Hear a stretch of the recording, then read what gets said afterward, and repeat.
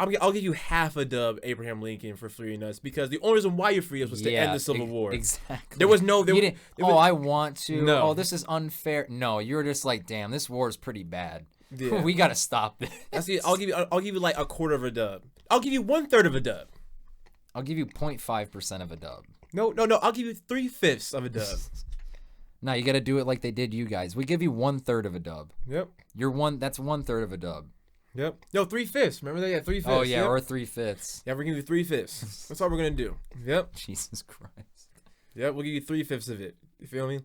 But other than that, I don't know who shot you in the back of the head for what. But hey, it is what it is. It is what it It is. is what it is. It is what it is. John Wilkes. I don't know, man. It is what it is. You did something to piss him off. But no security is crazy though. Yeah, I won't lie. Even back then, like, you should have someone around you. But the thing is, especially in a public place like that. Like, no security is crazy. You really think you're him because but then you freed the again, slaves? I mean, we got like Kanye going out to restaurants with no security nowadays. So, but is anyone, we haven't learned. Is anyone really out for Kanye? Let's keep it real. Is anyone really out for him? He's asking for it now. Oh, yeah, or do they literally asking for it on interviews. He's like, "Come kill me, come right now." Oh man, do something. He literally told Puff in the text, he's like, "Do something illegal to me right now." Oh man, he went full Joe Rogan. No, Joe Rogan's not that stupid. Right, Even Joe Rogan's not that stupid. Okay, yeah, but to say like, oof.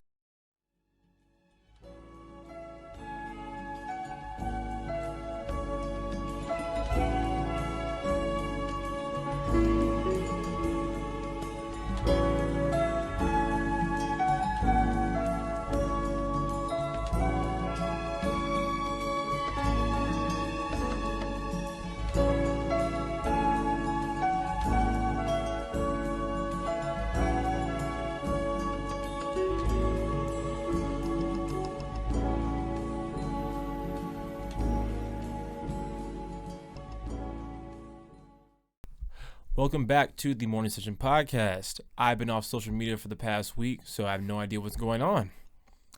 A lot. Fill us in.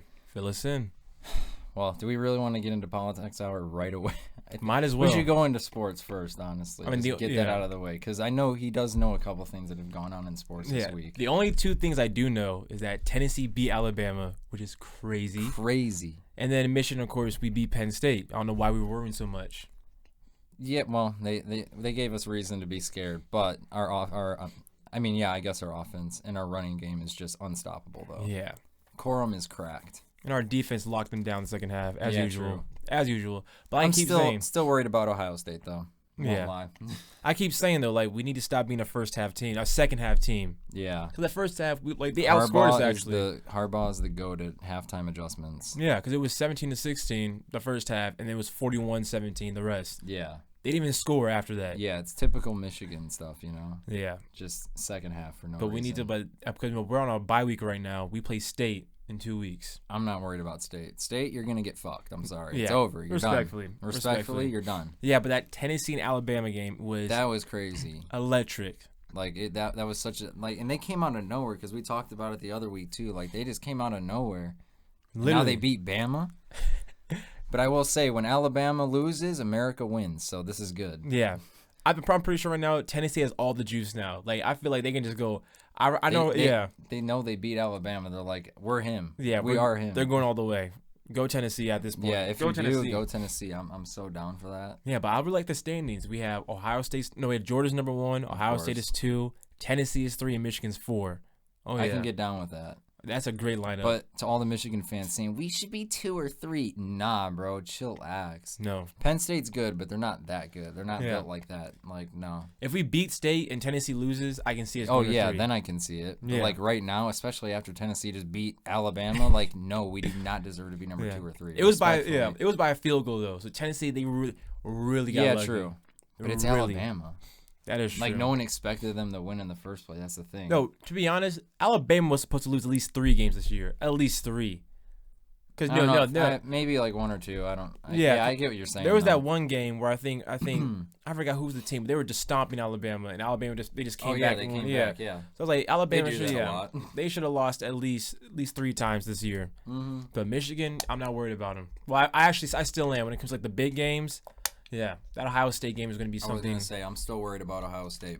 Michigan State, I'm not worried about. Yeah, if we're gonna get crushed, it's over. Yeah, if we lose one game, then we'll be straight. Well, yeah, that's fine. But once it goes to 2-3, you're like, oh, okay. Then we're out of it. State's already out of it. Like they're done. State's been out of it. They did win though, I think last week.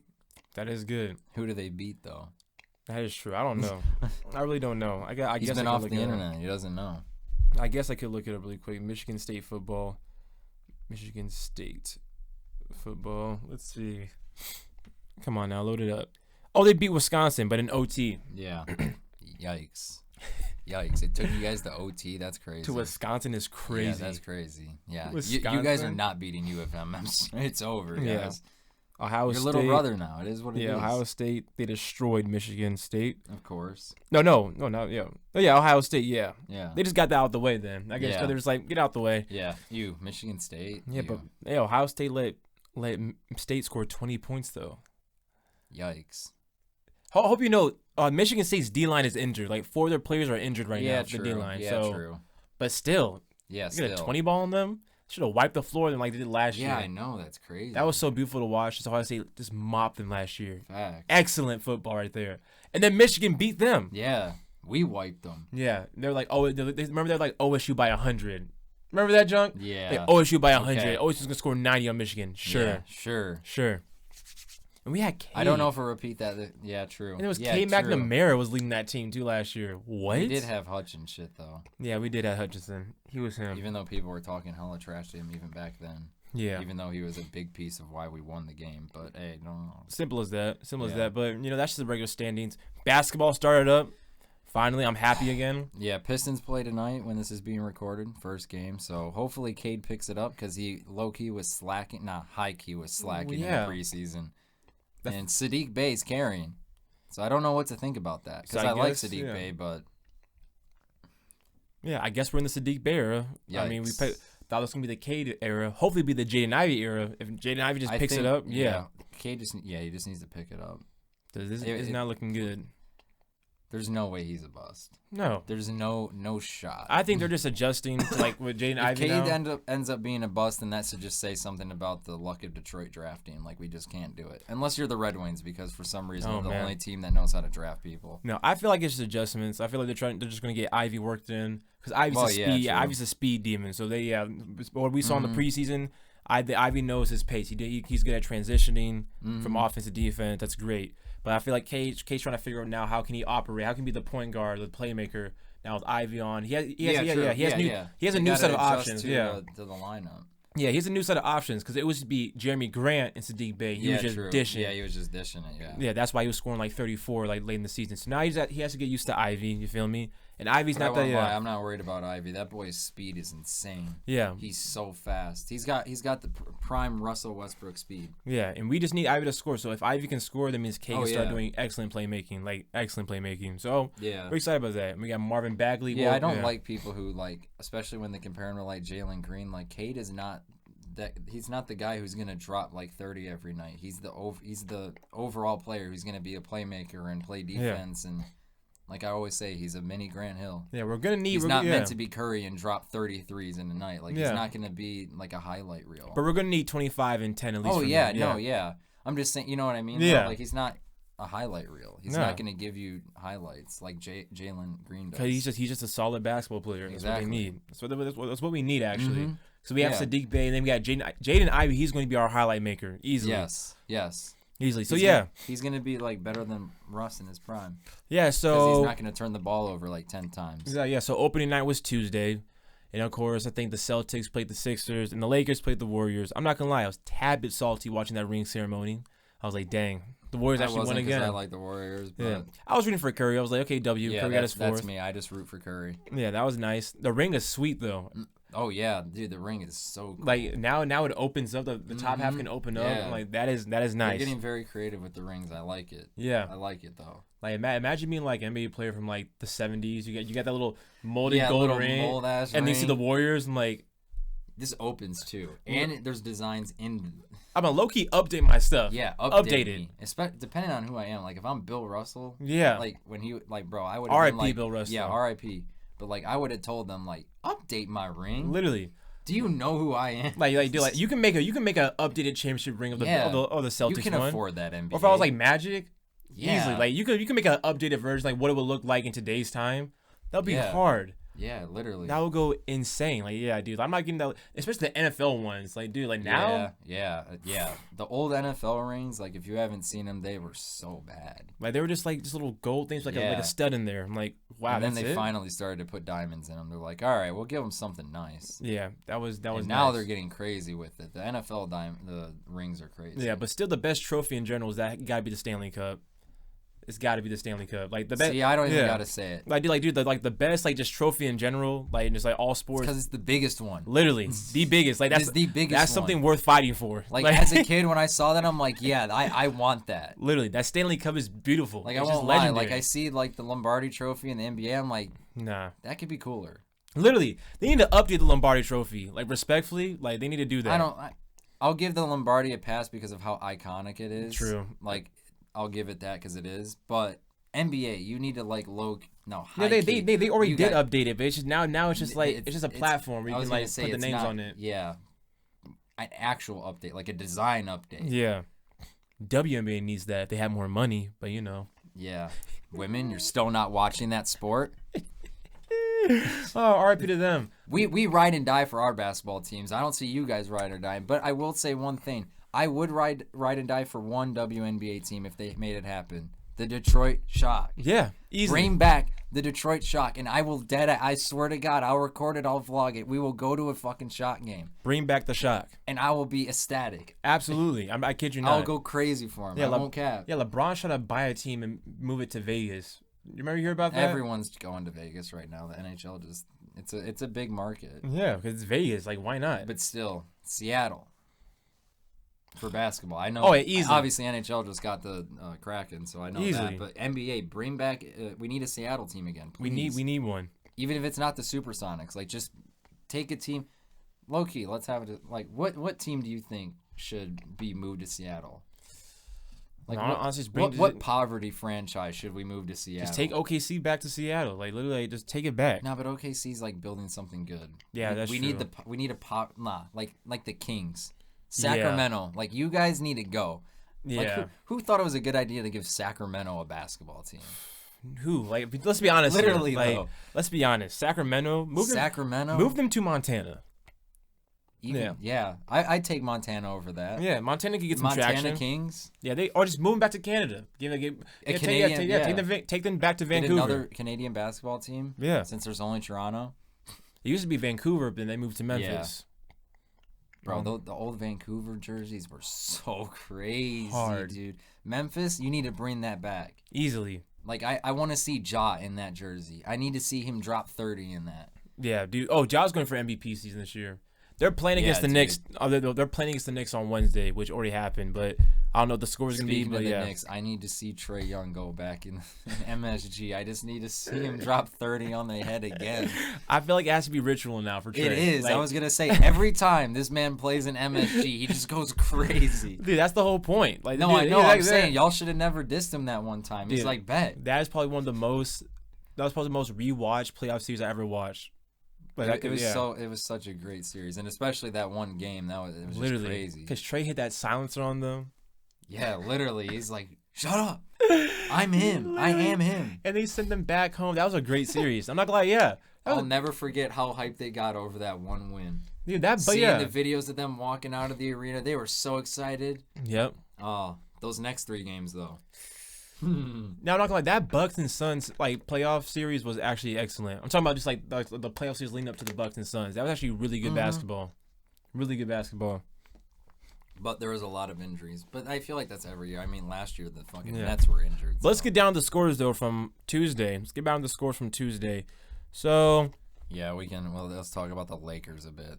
Yeah, I'm not gonna lie. Us as always. I'm not gonna lie though. Russ, LeBron, and AD did their Russ, job. I'm going to give you some slack. I know, first game of the season, I'm not going to eat his ass in the QRTs, but you had a decent game because LeBron turned it over more than you. Yeah. How? It was by 1 turnover though, but still. Yeah, still. Like, we get it, LeBron. You're stat padding. You want to beat Kareem, but like, listen, bro. Now the only difference from Golden State and Lakers from like what I saw yesterday is that their role players stood up more. Like Golden State, their role players. Golden State has like their role players could be starters and they would still be a decent team. Yeah. Yeah. You know what I mean? Like, you put the Lakers role players there and you're, oh God. Yeah, because LeBron. You're getting blown out. Because LeBron and Davis and Westbrook, they did their job. LeBron had 31 and 14. Anthony Davis had 27 and 6, and Westbrook had 19 and 11. So they did their job, but yeah. Say, how many threes did he take, or did he attempt? LeBron or yeah, LeBron. Okay, I can move to the side. Thank you. LeBron was 3 for 10 though on threes. Oh my God, why are you taking 10 of them? Because he knows he can't get in the paint anymore. He's 37. But he can. Yeah, he can. You don't have to be like as aggressive as he used to be, but you can fade it away. True, but that's what AD is there for. So AD is in the paint. You're right. Yeah. Okay, fair enough. Yeah, and Russ did his job, 19-11. So it's just the role players. Like Lonnie Walker, you can't be doing a triple single on the starting lineup. The role players are very, very bad. Pat Bev makes sense because it's Pat Bev. So but then again, no. But the reason is because we didn't play Pat Bev. He barely got any playing time. He got 24 minutes. But I will say it's because I think he was in foul trouble like very early on in the game, which is Jesus Christ, dude. Yeah. Like, you're supposed to be that guy who's there for us on the bench. Yeah, like Kendrick Nunn. Like, if Kendrick Nunn stepped up a little bit more, Lakers could have won that game on Tuesday. They could have won it. Yeah, our role players suck. Yeah, but Golden State, they have very balanced lineup. Like Andrew Wiggins. Because their development team is amazing. Great. It's amazing. Andrew Wiggins with 20 and 6. Their whole team is drafted. Yeah. Curry, Draymond, Clay, not Wiggins, but Poole. Like, I mean, and that's the thing too. Like, Poole's gonna, like, when Curry and Clay are gone, like, Poole's gonna be that guy. Yeah. They're setting it up for him. They're setting it up for him. I don't know who their draft team is, but they're crazy. And he's very shifty. Yes. Like, he's not Curry shifty, but it's just in a different way. You know what I'm saying? Like, different animal, but same beast. Yeah, exactly. Yeah. Like, you're not going to be Curry. No, but Jordan Poole has, like... saying, comparing people's handles to Kyrie. Like, no one's going to have handles like Kyrie. He's just different. Yeah, like Jordan Poole, he has, like, our type of shit, like, our generation shiftiness, which is, like, it's really quick. It's really flashy. Like, it's really highlight reel light. While you're doing it... You know what I'm trying to say? Everyone's trying to make 2K flashy passes out on the court. Yeah. The Celtics, though, dude. That was revenge season. That was a great, dude. That was a great first game. Jaylen Brown. And Jason Tatum with both 35 points. Flat. Both of them got 35. Excellent. Marcus Smart, 14 points as well, additional. And then Grant Williams, also 15 points. Facts. Like, I think, and then Brogdon. Grant Williams dropped 15? Yeah. Go off. Okay. So I was gonna say, like I said, it's just the role players. Like, dude, role players. Like, that's the key. That's what the Lakers are missing. Yes. Your role players need to score. Yeah. Simple as that. And they need to gain confidence. Like Austin Reeves, dude. You're confident now, dude. I'll give him slack because he's young, but that should say something. Like, we're depending on Austin Reeves to carry the bench. Like, that's not good. True, but you need people that can carry him. Literally, that's what I'm saying. But still, I feel like Austin Reeves now has the confidence. Like, people believe in him, so just go out there. Like, I won't lie. Like, your mentor is like LeBron, so you should have.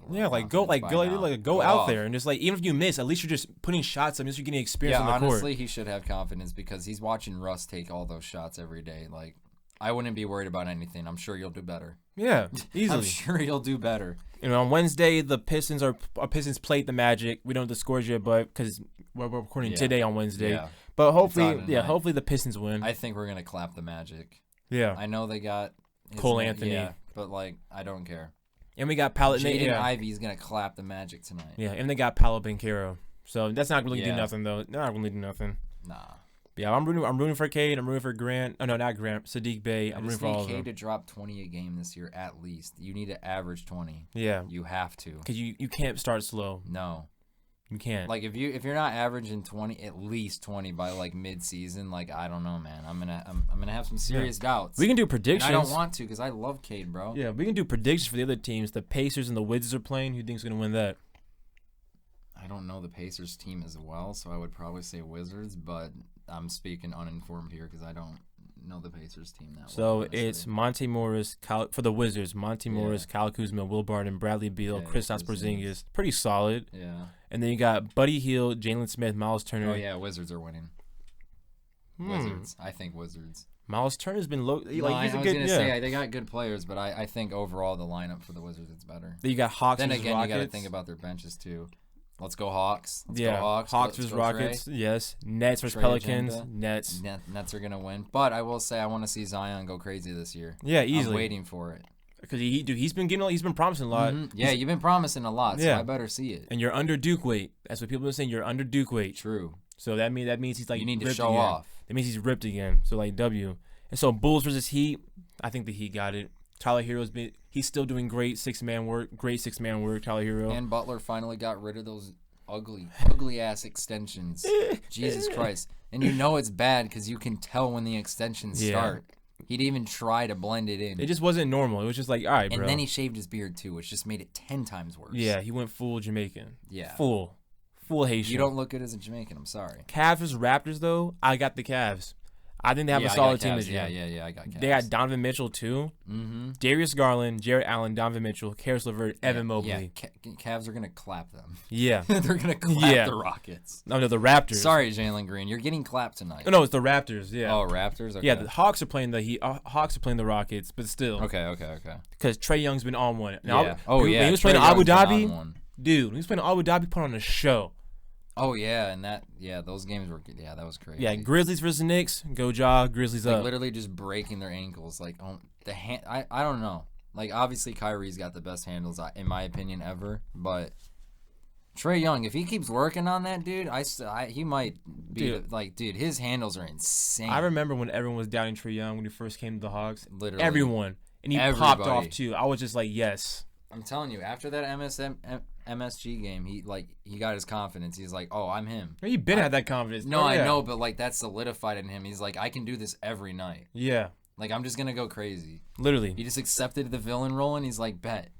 Remember, dude, I am the villain. Remember he's getting blackballed by the NBA? Remember that last year? Yeah, literally. He's getting straight blackballed. Yeah, he was no one talked. They just didn't talk about him, even though he was going crazy. And he was averaging 27 and 11 at one point. Yeah, true. Just no one just said a word. Like, okay. Like all right. Go off then. Literally. But whatever. And then we got Thunder versus the Timberwolves. I got the Timberwolves.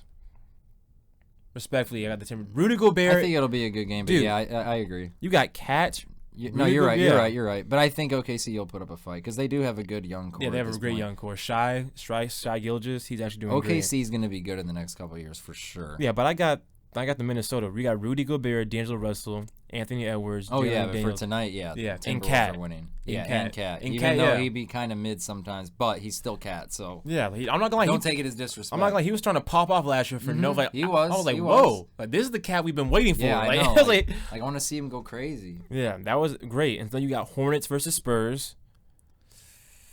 Hornets are going to clap them. Yeah, I forgot the Spurs I was going to say the Spurs are. But then again, the Hornets aren't that good either, but they have LaMelo, so that's enough. Yeah. LaMelo's enough. Wait, is LaMelo? Is he? Is he a projected starter? Is he not starting right now? Did he get injured or something? I don't know. He did. He had that ankle. He had that little ankle soreness thing. That's right. I don't think they're going to start. I don't know. Maybe the Spurs will clap them. I mean, they did have Gordon Hayward and they have Terry Rozier.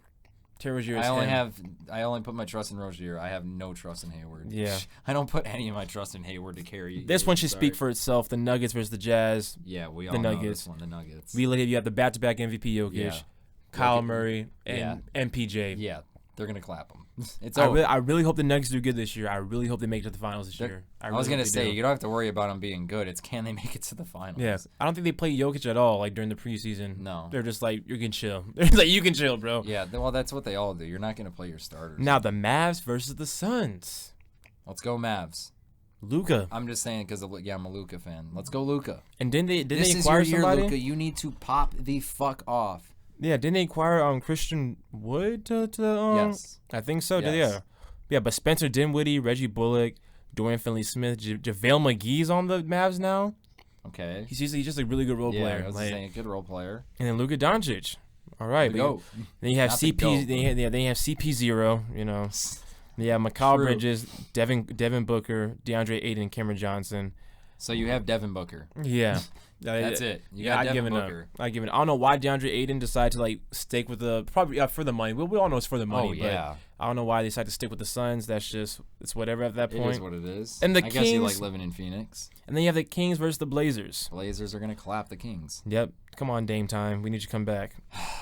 I'm not worried about Dame. It's the rest of his team that's gonna let him down. They do have Jeremy Grant now because Pistons traded them. Remember that? Yeah. I mean, obviously it's a good role player, but I don't think it's gonna boost them. Jeremy Grant was popping off of. No, he was. I'm just saying I don't think that's not like LeBron and even AD. You know what I mean? Yeah. As far as impact goes, like you need role players around that. Josh Hart's on that team too, and Anfernee Simmons. Okay.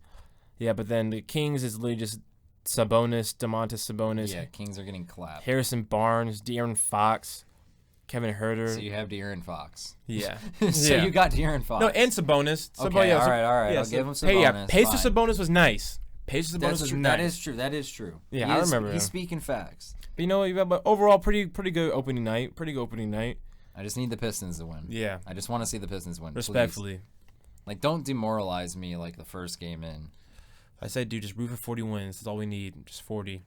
At max. Max. I was gonna say, if we get 40 wins, I'll be like hype. I'll be like, we're gonna be so good next year. If we get the ball, like, if we find a way to get the ball rolling out of nowhere, that would be exciting. But I think you're right. I think K just needs to figure out how to adjust to the new players and play make with them and figure out what they're Yeah, because he knew how to play make with Grant and Bay. That's why he needs time. Yeah. So, yeah, he just needs time, but I need you to at least drop 20 But I was going to say, I do need you to drop 20 at least every night. I need the Blade reports to look nice. Yeah. I need to be able to post the meme. Yeah, bro. Oh, I can send Blade reports again. Finally. Yeah, finally. That would be so exciting. Just be like, Blade report. I really like a Blade report. You just lost to the Detroit legend, Cade Cunningham. Babytron in the background. Bro, put a bus on my jacket. Put a bus on my jacket, Cade Cunningham. That was hard, though. That was a hard bar. Babytron is him. Babytron is him. I love Babytron. Yeah, dude. Other than that, I have no. Thank God he's finally getting recognized like mainstream shit. Yeah, because I think once again, everyone be sleeping on Detroit. Like our underground scene is crazy. We got so many good and just art. Like this isn't even music. Like just artists in general. People making clothes. We have so much good shit. People be sleeping on Detroit. Yeah. Everyone be hyping up Atlanta, and I give Atlanta, like, trust me. Yeah, Atlanta's the capital of all saying, music. Trust me, I get, like, respect to Atlanta, but you'll be sleeping on Detroit. We got some good shit here. Yeah. I'm not just talking about myself.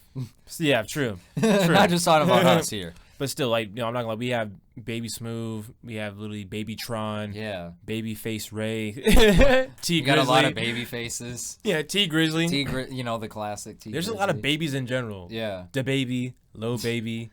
Yeah. Side topic, DaBaby fell the fuck off. That album just was a flop. Oh, I forgot he did drop. He did drop. He did drop a while ago. I will say he did make it as an independent artist, so I will say that. Yeah. He's probably the only. Yeah, true. Yeah, he's probably the only like independent artist that's actually huge. I mean, of course, there's Russ. I'm talking about the way Baby did it. Yeah, true. No, you're right. You're right. $1 billion Baby Entertainment. Like, come on now. We went over this before. He's kind of in it. Yeah, he is independent. He gets the labels to distribute him. Yeah, he's a distributor. He has a distribution deal. Because he has Twizzy Rich. Yeah, true. But still, I would count him as independent. So yeah, I would say yeah. Independent's a new wave. The Baby had a good run though. 2018, 2019. He did, but we said it literally back when he was popping. We're like, if he doesn't change his flow, yeah, he's done. Soon, you're done. And he never changed it. He never changed it. A short story. A short story into Baby. Simple one. He never changed his flow. Yeah, well, since I've been on a social media break, because, I've been doing a lot of praying, just need to, figure some sins out, get them out the way. So, how about you just fill me in what's been going on since Saturday to now? Once again, we have to mention Jesus Christ, Kanye. He just doesn't stop. I'm low-key, it pisses me off. I'm like low-key kind of getting sick of it. Yeah, this is everything. I'm repeating the same talking points every week. Mm-hmm. But okay, hold on, let me pull it up. Kanye, he just won't stop. And also, as of today, there's a Piers Morgan 2-hour interview that's going to be coming out. So, oh man, we're probably going to have to talk about him again next week because he's probably going to say more crazy shit. Yep. But we'll see. Here's how this will go. Basically, you'll just give me all the headlines information. I'll just react to it. Simple as that.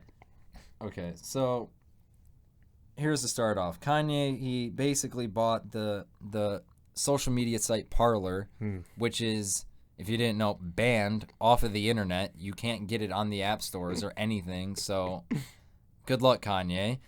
And what is Parler exactly? Fill me in. It's basically like, you know what Truth Social is with Trump and all. Yeah, it's basically they're just trying to make a Twitter ripoff because they're like, we're being censored for being racist and anti-Semitic, so we're gonna make our own platform. Oh no. But they don't realize that the only reason that they like going on platforms like Twitter is so they can own the libs, because that's all they give a shit about is culture war, stupid shit. They just want to own the libs. So when you make stuff like Truth Social and Parler, the dumbass libs aren't going to go to that. So it's just a circle jerk of a bunch of weirdos. So even like the normal right-wingers like don't even want to be a part of it, because it literally just becomes like a place to spread Nazi shit and like just anti-Semitic shit. Very weird shit. It's like 4chan stuff. Oh, you know, man. yeah. Like the gray web, not really gray web, but like like dark web. Oh man. Yeah, like you're right. Like literally dark web stuff. Like it gets to that point, because the libs are not gonna come to Truth Social to talk shit to you. I'm sorry. No. Well, that's sad. Well, all right. And the funniest part about the Parler acquisition is, who's the CEO? Who has he been hanging out with recently? Candace Owens. Who could the CEO be? I wonder. Oh yeah, it's her husband. No way. Who could have thought? Is Candace Owens' husband? Oh yes, her husband owns Parler. He's the CEO of Parler. It just became because I won't lie. I woke up to it. I'm scrolling through shit and they're like Kanye, and this is like at 8 a.m.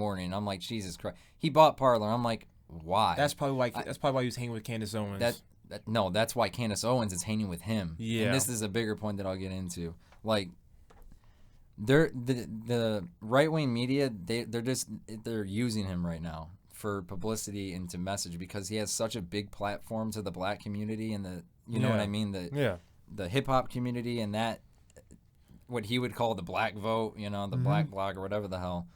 And they're just using him. Like, Tucker Carlson doesn't give a fuck about his opinion. Candace Owens doesn't care about him. They're just using him to prop up their messaging, because they're like, wow, he's saying stuff we agree with, and he's black. It's basically the argument of, he's one of the good ones. Right. So, fuck all the other black people, but he's one of the good ones, because he gets it. I like this one, because he's literally racist somehow, and anti-Semitic. So why did Kanye buy Parler? Because, I don't know if you know this, but basically, I think I told you last week that he got, they didn't ban him off of Twitter and Instagram. What's the word? Limited him. Yeah, they silenced him. Yeah, I don't want to say silence, because they're like, you're proving my point. Yeah, he's on limit. Yeah. They shut his shit down for a week or whatever, however long. They're giving him a timeout. They're like, you got to stop this, bro. You're going too crazy. So he's like, all right, you want to censor me? I'm going to buy my own social media platform, even though you can't get it on the App Store. I mean, I'm sure he'll try and figure a way to get it on the App Store. I'm sure that's not that hard to do. But you might just put on but at the same time, no. Oh, God. You might as well. No matter what he does, no one's going to that shit. I'm sorry, Kanye. No one is going to Parler. Yeah. Besides the few dick riders that you still have left that are like, you guys just aren't hearing him out. You don't get what he's saying. And it's the funny. Okay, and because this leads into my other point. Is because what he's talking about is, and what they're talking about too, is like, because they're saying you don't get his point, because they're saying that his point, and it is his point, but he doesn't even understand it. His main point is that he's saying that corporations are taking black people's money, they're fucking them over, the generic. Yep. But what he's describing is capitalism and the exploitation of labor. These people just happen to be Jewish. For some reason, I mean, we know why, it's not just for some reason, but they're so fixated on them being Jewish. And it's like, no, the fact that them being Jewish is not why they're fucking you over. It's because they're racist white CEOs who are like venture capitalists, which is the most hilarious thing. And I've said this for weeks now, is he talks against capitalism. He understands that capitalism is bad, but then and I have a thing on it that says it better than me, but then he doesn't fight. He does the opposite. And basically, these talking points are justifying it to neo-Nazis. Half of his points about Jews are conspiracy theories, and the other half are critiques of exploitation of labor under capitalism. He's blaming wealthy Jews, but every rich capitalist is guilty of those crimes, including Kanye himself, billionaire Kanye. Because if you're going to become a billionaire, you have to exploit people. Right. That's just how the system works. You're exploiting people if you have that fucking amount of money. And so this person said, I personally interpret it as people who hate Jews are lashing out against the same things socialists fight against, but falsely attribute society's pitfalls to Jewish people rather than the capitalist society as a whole. And considering Bernard Shaw was a socialist, I think. Okay, that was just some other shit. But yeah, basically he did. You know what I mean? He's criticizing capitalism and the system that he's under, which is all true. The CEOs are fucking him over. They're taking his money. They're not letting him be creative. They're not giving him full control of shit. But it's not because they're Jewish, Kanye. Yeah. They're greedy capitalists. So start going after the capitalists and not just go after the capitalists. I'm saying, and then even in his Drink Champs interview, he was like, we should basically he said we should eat the rich. And it's like, dog, but everything you're talking about is like the opposite of that. If you were really what you're talking about, you would talk like me. You would be a fucking leftist. Yeah, he does not. And honestly, he, from the looks of it, just in his old interviews and the way he used to talk, he kind of did think that way. Yeah. But then he pushed everyone away that was like gonna help him. You know. Yeah, because his friends away. Because he has to do it solo. He's the only one. He only knows what he's talking about. He's God's chosen leader. Like, it's just dude, it's just pride. It's narcissism. His ego's huge. Like, dude, people are trying to help you out. Like, help you understand what's going on. Like, literally the Puff Daddy situation. Like, Puff is trying to have a conversation with him, and he's like, the Jews are sending you to, like, kill me or some shit. I'm like, dude, what the fuck? Like, dude, you're not getting persecuted. Your persecution does not exist in America, but that's the thing. It's like he could even make... Because technically he's right, but it's not Jewish people that are persecuting you. It's corporations and capitalism, which he understands, but somehow, you know what I mean? Like, it's so confused. And plus, again, this is rich people syndrome. Yeah, and persecution does not exist in America. You want to see real persecution? Go down to China and look at those Christian and Islam internment camps. Oh, yeah. Yeah, I mean. That's real persecution. Yeah, sure. True. Yeah, America, like Kanye, whatever Kanye's talking about is not that. It is not that. No, he's just being anti-Semitic because and that's the thing too. This is beyond trolling. Like, he literally believes this shit, and he's being brainwashed into believing this because he's fucking bipolar and he thinks he's right and he can't let it go. So now he's just feeding into it, and now he's like so far gone. Yeah, Kanye's whole persona is about being right. He had that meltdown on Sway. The Sway interview had a whole meltdown because he knew that deep down Sway had a point, but he didn't want Sway to have a point. He didn't want to admit it. Like, dude, he could have even said, I get what you're saying, but this is why I'm doing this in this current time and place. No. But he's like, no. You don't have the answers. You don't got the answers. Like, dude, Sway has an answer. He has answers for the future. Yeah. I'm like, dude, I know Sway was right. Then went straight back to just doing whatever. Yeah. I'm like, dude, if you just bipolar. You just let people just give you information. That's all you have to do. That's all it is. It's people just trying to give you information. They're not trying to say you're wrong. They're trying to educate you. Exactly. But he thinks he's like the smartest guy alive. That's his whole persona, dude. I'm Steve Jobs. You remember every interview he compares himself to some fucking person that's done way more than him. You remember 2013? I told you who I thought it was. A god. Come on now. A god. Like, if the fact that he's saying that is you're probably not going to reach him. We should have known. We're probably not going to reach him at all.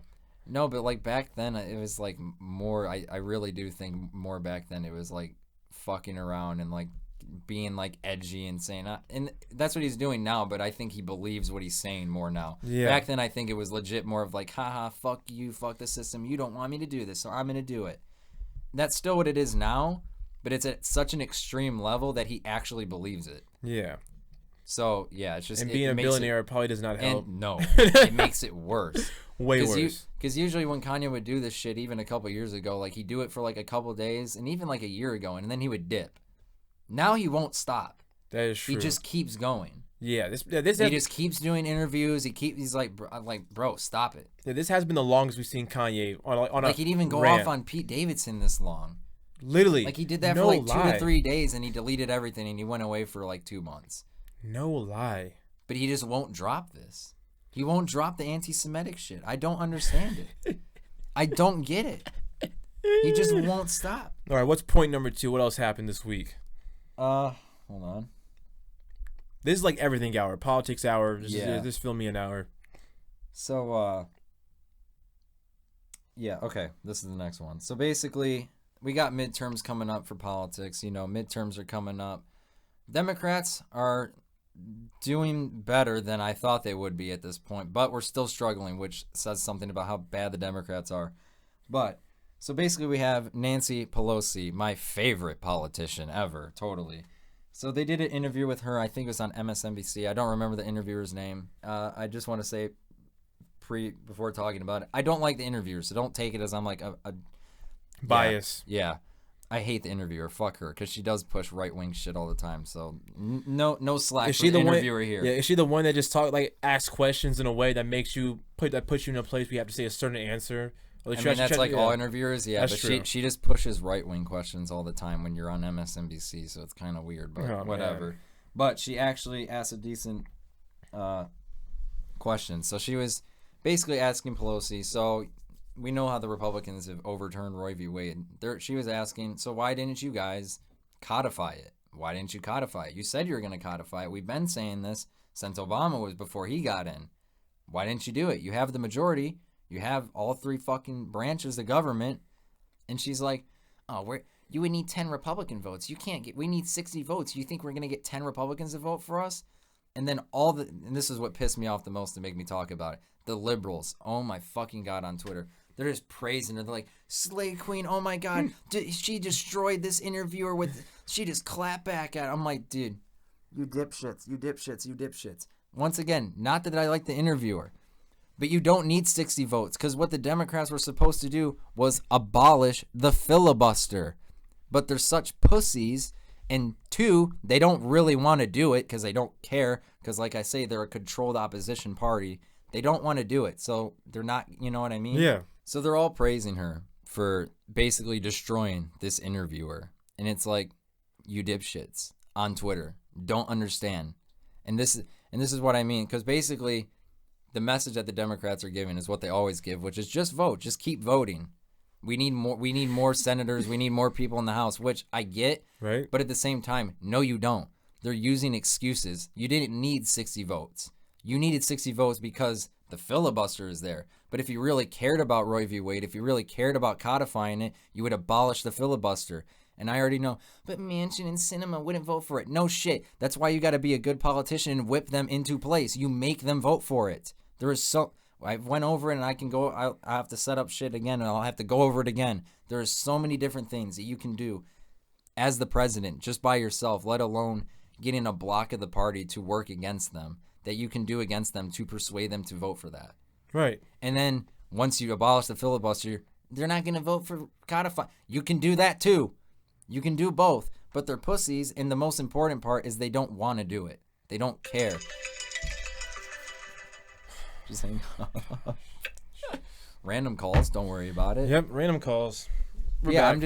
I'm so sick of being told that it's just the same excuse as just vote, because they don't need to actually do anything. And if Trump ever said anything correct about the Democrats, was calling them do nothing Democrats, because they dead ass do nothing. Nope. They virtue signal for votes, because like I said last week, the Republicans are just so insane. They don't even have to get into policies. They don't even have to talk about, do you support Medicare for all? Do you want to do this? How do you want to fund this? They just have to say basic shit, and people are like, oh my God, you're not literally insane.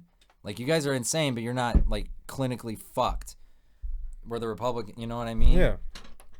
So, yeah, and I even posted on something like last night on my Instagram, and which is one of the only Democrats that I like, Nina Turner. Nina Turner is an actual fucking progressive, an actual leftist who actually wants to do things. But again, like people like AOC and the squad in general, she doesn't have political power to persuade people like Nancy Pelosi. But she gets it. It's neoliberalism at its finest. It's being a neoliberal. Interesting. He knows nothing. Yeah, I feel every time He's I learn a lot more, dude. So basically, yeah, the Democrats are they're just saying stuff just to say it, and they're just getting approval, and then just stop doing stuff. They just virtue signal. All right, just reminds you. They say they're gonna, and that's the thing. I didn't even write this down. I just thought of this. Biden tweeted out, I think it might have actually been yesterday. He's like, if we need more Democrats in the House of Representatives, in the Senate or whatever, and he's like, I'll make this promise to you right now. If you vote more of them in January, I'll codify Roe v. Wade. What the fuck, you dumbass? Acting like he's guaranteed. Like, when he says that, he's acting like he's guaranteed to get like another 10 seats. Like, no, dude, you're not.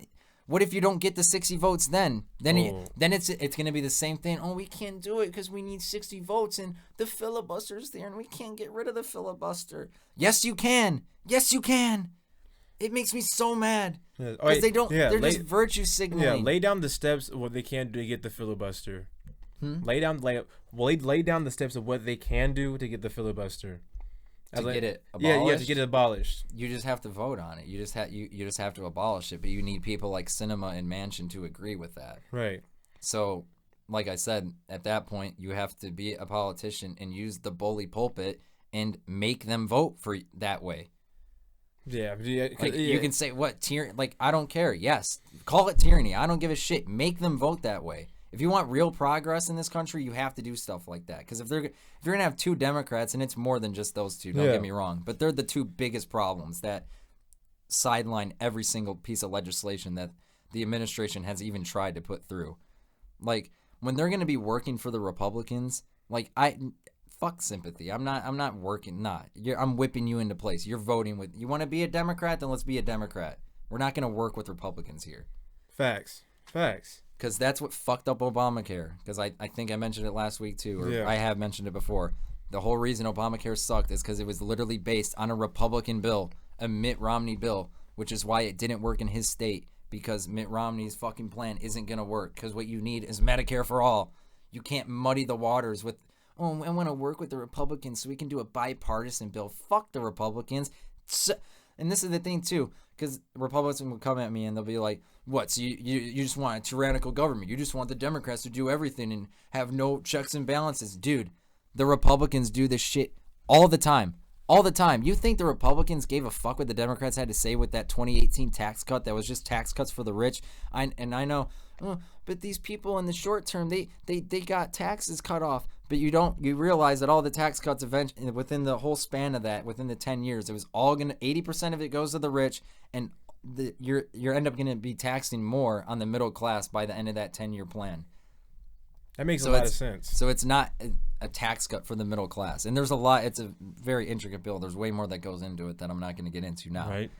But the point is, like, Republicans don't ask Democrats. They don't give a shit. When they want something done, they get it done. As they should, which is why people vote for them.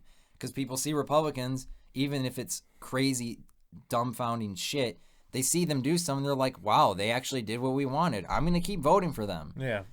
So Democrats act so surprised because I saw an Obama interview. He just did an interview recently. He's like, I don't get this new generation of people who just don't want to vote. They just don't want to vote. I don't get it.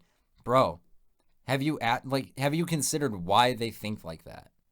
Why would they not want to vote? Maybe it's because you guys fucking lie to them and don't do anything, and you virtue signal as the Republicans get more wins when you guys are the ones who have all branches of government. Yeah, I feel like Democrats they just emotionally attack. They'll go like, yes, it's just a lot of promises. That's all it is. Just promises. It's promises. Yes. Like that, and it's sad. It's like it's all promises. And they do lies. This every time. Every time. Biden said he was going to do so much shit before he got in, and he never did. And right now, like I said, he tweeted out that he's promising that he's going to codify Roe v. Wade if us, the voters, go and vote for the Democrats in the House. Yeah. And even if we do that, I swear to God, mark my fucking words, because I know it won't happen. Even if you do get the 60 Democrats to have that vote, you're still not going to do it. Because you know what? There's going to be 2 people, 3 people. There's going to be people that don't want to do it. And Biden's going to be a bitch, and he's not going to make them do it. And he's going to be like, oh, I can't do it, guys. I'm sorry. We can't do it. These couple Democrats don't agree with me on it. We just can't work it out. And that's going to turn into 2024. We need more. Please keep voting.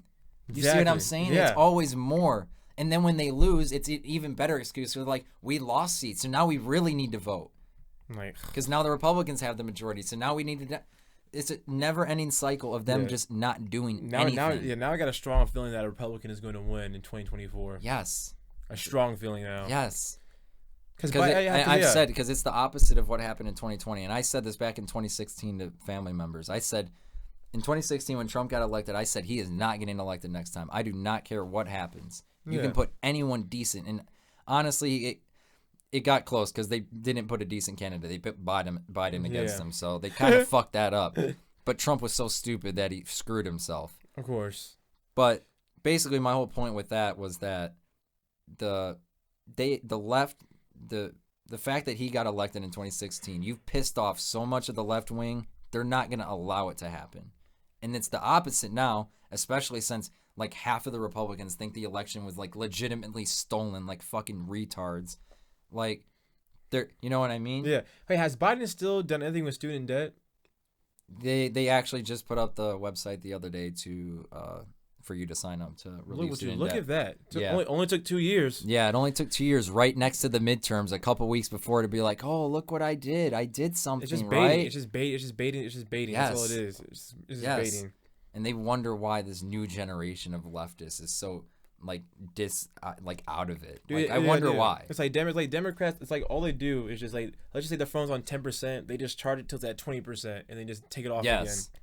They take one step forward and 2 steps back. Like literally. Like right as their phone's about to die, they charge really quick. Yeah. Like, oh, that's good. Let's just take it back off. Yes. And so Republicans, all they have to do is just keep it on the charger. And that's stuff that Kanye's trying to get across, but he loses the fucking point. Yeah. Because it's true. Like they use that to get the black vote. They exploit the inner cities and shit like that because they're lying to them. They're telling them they're going to do stuff when they don't care about the inner cities, or else they would fund them. They would fund their schools. They would fund the surrounding areas. They wouldn't let these places be abandoned and just fucking rot. Instead of, oh, we're going to put more money into the police department, which is already over fucking policed in the cities. And it's been shown statistically that it doesn't solve crime by putting more cops that are put there to agitate the people there. And that's the thing. They're not, oh, we're here to protect and serve. No, they're there to agitate them. Literally. That is the sole reason that they're there.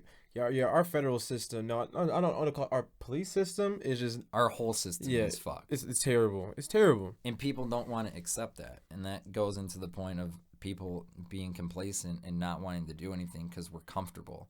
Yeah, I don't think the Democrats will allow a strong... No, I think the Republicans will allow a strong Democrat to go in. I really think they wouldn't. Look what they did with both parties aren't going to allow that. They did. Look what happened to Obama in the second term. Republicans just shut him down. No, that's happened in the first term. That is true. That was my point with, even if we get the 60 this time, they're not going to do it because that was the whole thing in 2008. We had a filibuster-proof majority is what they call it. He had the 60 votes, and he still did nothing. He still worked with Republicans on Obamacare. You don't need to. But because people like Joe Lieberman want to be dipshits and be like, I don't want to support this bill, then he's like, oh, I can't do it anymore. They get cucked. He's just soft. He's just like... Because even Trump supporters, they like talk about how populist he is. And I'm like, if he was really like what he talked about, like one thing he could have easily done, it would have been the biggest dub ever. And even the Republicans probably would have liked him for it. Is he could have pulled out of Afghanistan in the war for those 4 years that he was in. But you know what happened every time he wanted to do that? Because I don't doubt that he probably actually wanted to do that. Right. But he's a cuck. So you know what happens every time he goes up to him? The generals are like, no, Mr. President, we can't. In fact, we need more money. We need more supplies. So he's like, okay, all right, I'll listen to my smart generals. We have to give them more money. It's like, oh, my God. And that's the biggest thing, too, because, you bring up, like, we need to cut our military spending, just in general. We need to cut it. Yeah. And then their response to that is, we need a strong military. Look what Obama did. He cut the military spending. And what people fail to realize is there's so many different sectors of the military and defense that we put money into. It's not just the defense budget. It's one thing. There's different sectors that it gets put into. So what I'm guessing, because I don't know totally, but what I'm going to guess Obama did was probably take money out of a certain sector to where obviously, like, I guess the planes weren't being updated or whatever, that type of shit. But we didn't cut our actual military spending. We didn't take troops out of all these random countries that we're in Germany for whatever fucking reason why we have soldiers in Germany and all these weird places. Like, that's not what I mean by cutting spending. Obama didn't cut the military spending. He probably took some money out of a few different sectors to, again, virtue signal to the Democrats to get votes to be like, look, I'm cutting the military spending. I'm against war. Yeah. As he continues to be an imperialist, the drone strike specialist. Yep. But he can say, look, I did this, so I'm not. Look, vote for me. Vote for me. I feel like Democrats target the younger generation too. Yes. Like us, our age. Because we're vulnerable. We're like and we don't know a lot. Exactly, we don't know. Yeah, well, of course because like people like but like the majority of us, the younger generation, that's what I mean, we're not involved. Because the majority of people watch the media. Yeah, they watch. So all Democrats have to say is, "Oh my God, if this happens, the world's gonna be bad for you guys," and all of a sudden we get emotionally manipulated. It's like, oh no, we got to change this. Yeah. I try to tell people like, dude, Biden's not gonna do anything different, whether we like it or not. No, I was like, I'm Biden not a Republican. is basically a Republican. Yeah, I'm not a Republican or a Democrat. He voted for the fucking crime bill, you dipshits. All you like, come on, like that's what I love too. Like these people bitch it. They're like, Biden did the crime bill, brother. You're gonna vote for him, and at the same time they call him a fucking. They're saying the left is pushing him so far. Like what? That contradicts what you're saying, dipshit. Literally. He's basically a Republican. They should call themselves Republicans, like, too. I don't know. Because that's all Democrats are. They're controlled opposition. That's why people like AOC and the squad don't have power.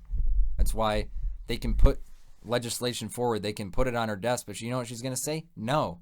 What the fuck do you mean? Green New Deal. What the fuck do you mean solving climate? What do you mean helping homeless people? Fuck you. No. They just do stuff for votes because it's such a corrupt system because capitalism, because corporations control your government. Yep. Wherever the money is, they follow. Simple as that. Yeah, it's not the evil Jewish people that are destroying your country. It's rich, racist white CEOs that are being greedy. And for some reason, they have to stay rich for some reason. I don't know why. Because if you dare tax them a little more, we're punishing them. Because they earn that, and I don't know if I screenshotted it, but it was a really good thing about billionaires and their wealth. Hold on, let me. It's the land of the free and the home of the brave. That's the biggest lie ever. Biggest lie. That's why I never like stood up for the national anthem or put my hand in my heart. Talking about the land of the free. Good little 400 years of slavery. Like hate on me at the sporting event you want. I do not do that shit. My hat stays on and my hand stayed on my fucking side. I do. Respect to the veterans, of course, but that's supposed to be representing the country. So fuck. That'll be the only time I'll salute for the veterans. Like if you died. bring the vet, then the people that risk their lives for no reason. Yeah, for no reason besides money and power and resources. Yeah, but this is the thing. Yeah. This says billionaires don't earn their wealth. There are two ways to become a billionaire. One, you inherit it, which is 44% of all billionaires, or two, cold-blooded, merciless exploitation of the working class.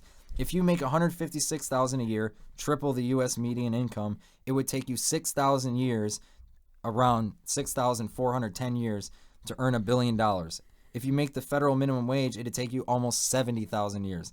So basically, a billionaire is not working 70,000 times harder than a janitor because people have to realize labor creates wealth, regardless if you want to believe it or not. Labor is the only thing that keeps this shit going. If we didn't have labor, you wouldn't have these big fucking companies. You wouldn't. That's why I like to call this. That's why I like to say the land of the. I like the land. I like to say the land of the stolen, the home of the enslaved. Yes. Not the land of the free and the home of the brave. Perfect way to put it. No. The land of the stolen, literally land stolen. Of the stolen. Yeah. And the home of the literally enslaved. Enslaved. That's all it is. And it's obviously black people, but even on a greater scale to this day, just being like labor's wage slaves. Yeah. Working for little slave wages. The Industrial Revolution and its consequences. Even before the Industrial Revolution. Well, yeah, the world's been fucked. Yeah. Yeah, dude, like it's just sad. Like that's why I'm never like the national anthem. I pledge allegiance to the flag. No, I don't. Yeah. What? Recite the preamble. It took you guys how many years to finally give black people civil rights? Like what? Talking about pledge allegiance. We need to respect the fucking flag, man. Fuck that. No, shit. I'm not gonna burn it because I don't care enough. I'm too lazy to burn it. Yeah.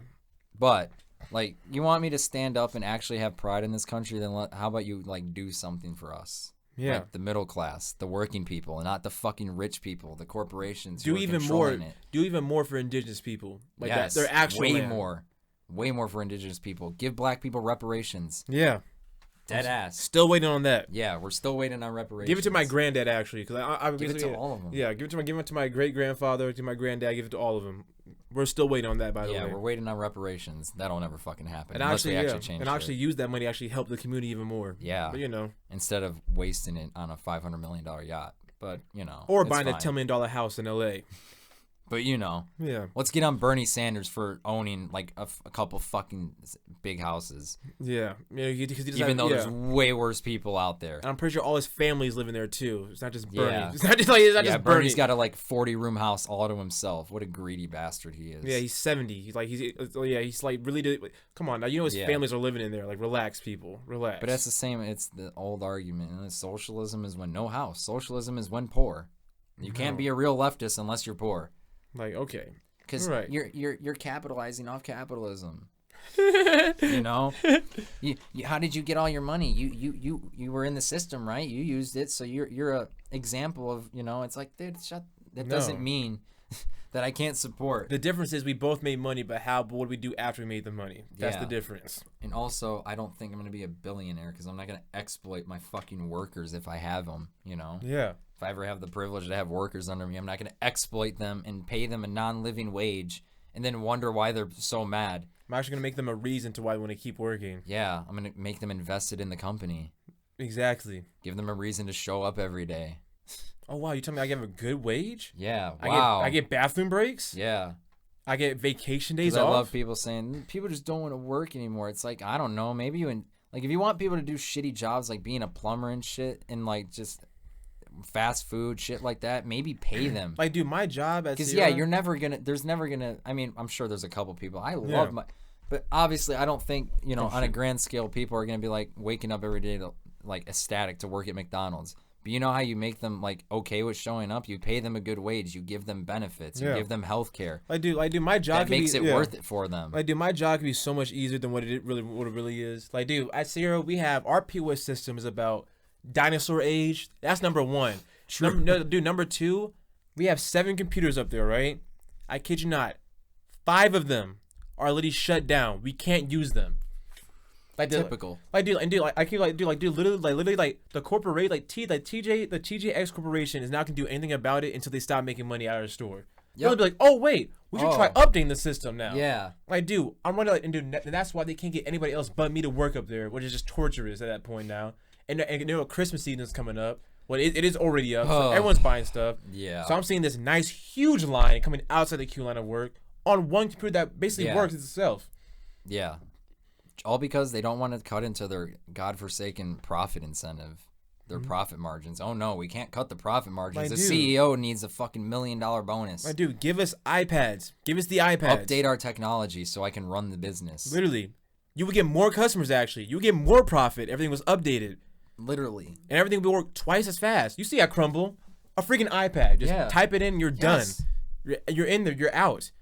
I'm like, dude, fast food places these days all have touchscreen shit. I gotta sit there, use the same mouse, scan these items. Our system is beyond slow. I have to wait like a good 20 years in the past. I gotta wait a good minute and a half for the receipt to pop out. As I see the line build up, just building up more depression. I'm like, okay, this is awesome. I just gotta sit here and deal with it. I'm like, dude, like, they don't get corporations do not care. No. And you wonder why nobody wants to work. You just wonder. They just sit there and just like, They just sit there, ponder. Why do people not show up to my work? Why are they not coming? Like, dude, how about you update everything? Yeah. Pay me more. Give me benefits. Yeah. Take care of me as your employee who's supposed to be invested in. And that's what I love, because when you go into interviews, they're like, why do you want to work for this company? I need money, dude. Yeah. Get real. Give me a reason to want to be part of the company. Give me good shit. Take care of me. And I'll probably go above and beyond. That's the thing, too. So many jobs today expect you to just go above and beyond for no reason. No reason. Like, no extra shit. You give me all this crap and expect me to talk about... You need to be going above and beyond for this company. We're a family. You're like, shut the fuck. That's not what the job description said. No, and it's not how you're treating me either. I'm not. I don't feel like family in this place. I'll tell you that. Yeah. You're not treating me like family, because if this is how you treat family, then you probably don't have them around anymore, because you treat them like shit. I do. I'm doing my job. That's on the job description. I'm doing what I was hired to do. Customers are getting their stuff, aren't they? Yeah. Aren't they? They're going out the door, right? They're going out the door, right? Satisfied too. Yeah. So guess what? You want me going above and beyond? I need above and beyond. I need an above and beyond computer. I need an above and beyond iPad. I need above and beyond wage. Literally. When I can support myself in at least, the very least, an apartment, then maybe I'll be like, all right, I'll do something. And I need above and beyond hours. Not work. I'm talking about can we good all hours. Not more hours. Good hours. Can we get stable hours here, please? Yeah. Can we all get 40 hours and not like, we'll do you 40 this week and then next week you're gonna work 2 days? Literally. Like, what? Because we don't like how you've been working. Maybe because everything is terrible up there. Yeah. And I can't work as fast as I wanted to. And you keep and I love how they like I love how like I always get trapped in these jobs where like for some reason I get hired and they're talking about we'll put more people in your area. Then it's just only me. And then they just hire everybody else to do the other jobs. I just get stuck there. Yeah, that's what happened with my job too. They're like for like literally a year. They're like, we'll hire a third person. We get it. You guys need help. Never did it. Never, because we can't afford it. I'm like, dude, if I let as they keep hiring and firing people in the call center over and over again, and they're probably getting paid shit wages too. But I do. They hire people, put them in the back room, hire them, put them on the floor. Still no register. Can I get some help up here? Oh, we can't train them. Why not? I've been on this register for a year and a half. I'm most definitely going to train them. Yeah, and plus it's not hard to train someone how to run a front desk at Sierra. I was gonna say at a retail store. Yeah, at a retail store.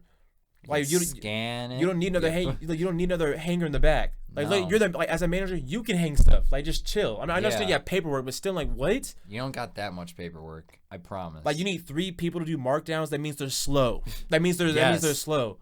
No, that means they're taking their time. Literally, I did the. You want it to take a long time because you don't want to be on the floor. Dude, you know how easy to do markdowns, dude. That's what I'm saying. I did the entire casual men's section, knocked it out. I snaked it, as in I reorganized it, and then I started on the wall. I'm like, dude, come on. I'm like, come on. That's literally what they do. They did at my job when I worked at fast food. Like they would just be in the office, door closed, like just on the computer. Like their papers would be out, but like they're not doing it. And I'm like, dog, you're just sitting there. Like, dude, like come on. Like what the fuck? Like, give me a break. Give me. Can I have my break yet? No. In an hour. And they have the nerve talking about we might take some hours off because you're not operating at the stuff we need you. Like, dude, how about you bring somebody else and make my job easier? Okay, yeah. Pay me more. Maybe I'll try being more productive. Bring more people up here. We need 3 people on the register max. I'm sorry. No, minimum. We need minimum 3 people on the registers. Like that's what always be. Yeah. What do you want me to do on one person? Like at TJ Maxx, there's always 5 people at the registers. Well, that's because TJ Maxx is busy 25/8. But still, you should at least have 2 people there. That there's 7 registers, which means we need 7 people. Yeah. Like, come on. Yeah, wait, what? Hold up. Wait, what? 7 registers, and it's only me. And they get mad at him for not being able to keep up with 7 registers worth of people. Yeah. How does that make sense? And then like, they have to call for backup. Usually it's 2 people, but then the other person, she's doing something. They're doing something else. Yeah, they're doing something, and they're not coming to help you. Nope. We're busy. Nope, yep. I gotta do this. There's a whole I'm line. on break. Oh, that's the best one. I'm on break, so good luck for the next 45 minutes. They're gonna fuck. Yeah, I'm just like, all right, well, it is what it is. Me asking for help during lunch hour. Anyone want to help me in the front here? Like, dude, no. It's just common sense. When it comes to lunch hour, there needs to be at least like how many registers are at the Wendy's? Like 2, 2 or 3. 2. There needs to be 2 people max. No break. No, you know your freaking break. No, you time can run it lunch. by yourself. As we're lined up to the fucking door. People are outside the door. Like, no, 2 they're coming in max. Both entrances. Wendy's needs to start doing that self-checkout. I'm literally having a panic attack. Yeah, Wendy's needs that self-checkout if you really want to boost it up. They did put that in. Finally. But they need to make it, like, permanent. Oh, God. Like, you don't get to come up to the front anymore. You come up to the front to get your food. Yeah. You put in your order on the touch screen. That's why McDonald's was smart with it. Yes. Very smart. Very smart. Just tap it in, and I'll meet you at the register. Easy. We'll hand you the food. I don't even got to worry about you. And that lets more people in the back. That lets even more people in the back. Which makes it more productive. Exactly. Which is why McDonald's can pay their people $21 an hour. I know, off topic, but, like, I love that, too. They're like, people just don't want to work anymore. Like, when literally statistically productivity in the workplace has gone up over the last few decades. Yeah, because Obama, who was it? Obama, but something else hasn't. Like, who opened up more? Yeah, who opened up more jobs? Like, what do you mean? Like Trump or Obama? Who are the ones that opened up like more jobs? That's why. They all say that we added 1 million jobs to the economy this year. Like, no. Okay, they all say they do as they outsource more of the fucking jobs. Which we should get ready because China's not their labor is not cheap. It's not the 90s anymore, people. So you guys better start accepting that China's going to be the second big superpower in the world. And we're going to have to work with them. Mm-hmm. Not be crazy people. Oh, we have to go to war with them. No, we have to defeat the evil Chinese. This works. No, you can work with them. We worked with Russia. Oh yeah. We worked with the Nazis, literally. No, we didn't. Yes, we did. Yeah. Look at it. We worked with the Nazis. We made deals with them. Mm-hmm. We didn't even get involved in the war until someone else got involved. Not even Germany. It was just Japan. Yeah. All it was just Japan. We're like, all right, you pushed us over. You want they just like Japan? Japan was just feeling feisty that day. They was like, you know what? Let's do it. Let's do it. The USA wants to talk, so let's them talk. And all that talk. But then we had Albert. Albert just got the job done. Yeah. Even though that's like one of the biggest mistakes ever in the humankind, Albert, you should just keep your mouth shut. Oh yeah, respectfully, big time. You should just kept your mouth shut. Yeah. But then again, Germany probably would have won. So it kind of I think people forget how close Germany was to winning that war. Yeah. So if it wasn't for Hitler's literal stupidity in the last few fucking like years in that or months. So yeah, that was Albert. Albert, I don't know how you figured out you split an atom like to the tiniest, to split the nucleus that caused a freaking massive eruption. I don't know how you figured that out, but all right then. That's not what do. Were you saying the nukes that we dropped? Yeah, I'm talking about like That's not what ended the war. You know that, right? I know, but that's just like that caused like some big crap. That was just like in wow. Japan. Yeah. And then we proceeded. Because I love that people too, like when and I've talked about it already, when they were like espousing me to be a total FDR supporter. I'm like, I know that he put them in internment camps. Like I remember, I don't remember, but I know he did that. Oh yeah. He's not perfect. I get it. He did some fucked up shit. Because after we did that, we hated Japanese people. Same thing after 9/11. We just started hating anyone that was Middle Eastern. No, you don't even have to be Muslim. Just you look Middle Eastern, you're like, oh my god. It's just bad. America is not a fun country. It should be. It should be. And that's why I care so much about this shit, because this country has so much potential, but we're refusing to use it. Refusing. We just don't do it. Yeah, because everyone knows, dude. It's a stolen country. Like there is no backbone. Literally. The only backbone of America is immigrants and black people. That's it. That's the backbone of this country, and white people want to deny it so much, like they're the backbone of it, as they sat on their asses on their plantations and watched everyone else do the work. Literally. Everyone else built this country, built all the fucking buildings, and classified black people as animals, which is saying is still one third of a human. I do literally, like, out of all the things that people talk about during slavery, what happened, I still think that's the craziest thing. They literally put black kids in zoos. And as in type of like whoa, look at that, a black person. Yes. Are you serious? Yes. Like that's still the craziest thing out of all of it. And people get mad at you, when you say that the system is literally built on that. They're like, no, it wasn't. Or they say we've progressed. We're not that anymore. Yes, we are. Yeah. The system still holds that. It's an integral part of the system. That's the only thing that will still blow my mind. You really thought we were animals, like 1/3 of a human. Like that, I feel like that's even worse than like almost. I don't know. I won't say that. I don't know if it's worse than calling someone an animal, but like acknowledging that they're not an animal, but you're also like, but they're not human either. So they're 1/3 of a human. Just because of a chemical in the skin called melanin. All because of melanin. Of a genetic thing in our skin called melanin. So we adapt in the sun. So we don't I won't lie. Like, did they kill people? Like, if someone got too tan back in the day, like they were out in the sun too much, like they're like. That low-key might do. I'm not gonna lie. Are they like, what are you doing? Dude, that probably did happen. Let's just keep it real. Like you're tan a little too much, brother. Literally, like let's just keep it. Let's keep it. You might want to stay inside, or else we're gonna have problems. But that most definitely happened. I kid you not.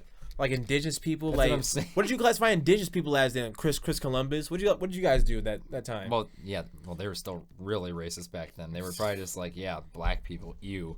That's why we literally killed them. Yeah, you remember the Belgian genocided them. Yeah, you remember the Belgian Congo era. The rubber tax? Yes. The rubber tax. We'll take your hands off if you don't give us our quota of rubber. Like, why? Like, that's literally why America, we're like, ew, this is our land now. What the fuck? Get off. We genocided them. The Renaissance era and its consequences, bro. Yeah. The Black Plague and its consequences. If the Black Plague if we never figured out medicine, this wouldn't have happened. Yeah. I'm going back in time and killing the black rat. I'm sorry. I'm going back in time. But then again, we wouldn't have the medicine we do today if it wasn't for that. Well, pros and cons. Big true. Pros and cons. Big cons, though. Really big cons. Big cons. Yeah, good pros, but really huge cons. Oh, man. But then again, we can think about, like, let's just say the black plague happened to, like, Africans. Would it be the same outcome? Would it just be like, oh, we figured it out, we're the superior race? Let's say if indigenous people had something like that, you know what I'm trying to say? Like, if the Reformation happened in another race, would it be the same outcome? Yeah, I get what you're saying. Probably not. Probably not. Probably not. Yeah, probably not. Yeah. But jeez, dude, this is not okay. As it always comes to, we have a lot of fucking work to do. We have a lot of work to do, and I don't know how you do it. At least on an individual level, like it has to be a collective thing. It has to be a movement. It's not going to be a singular, politician. Even if you get someone like Bernie, and that doesn't fix everything, because even if you got him for 8 years, like what happens when a Republican gets in and starts taking away everything that he did? You know what I mean? You have to fix the system fundamentally. You have to change society.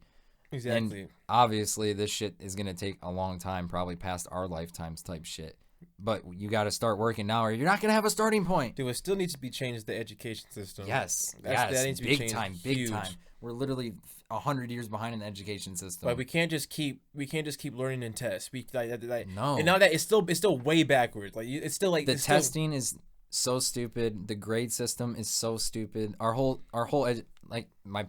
system is fucked. Education's fucked. Economics is fucked. It's all fucked. We need to redo it all.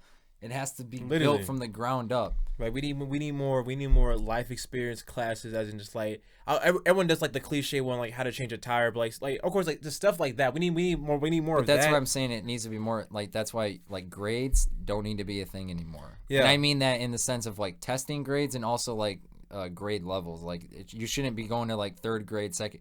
Like no, you should be learning based on your experience personal level. And this is the only thing that because it's not an Elon Musk idea. I was gonna say this is the only thing like I agree with him on, but again, it's not his idea. Yeah, I don't know the word for it. It's an actual like system of like a way to do education. And we need an education system. And when it comes to high school, we need more subject-centered schools. I know what those are. Those called private schools. I know that.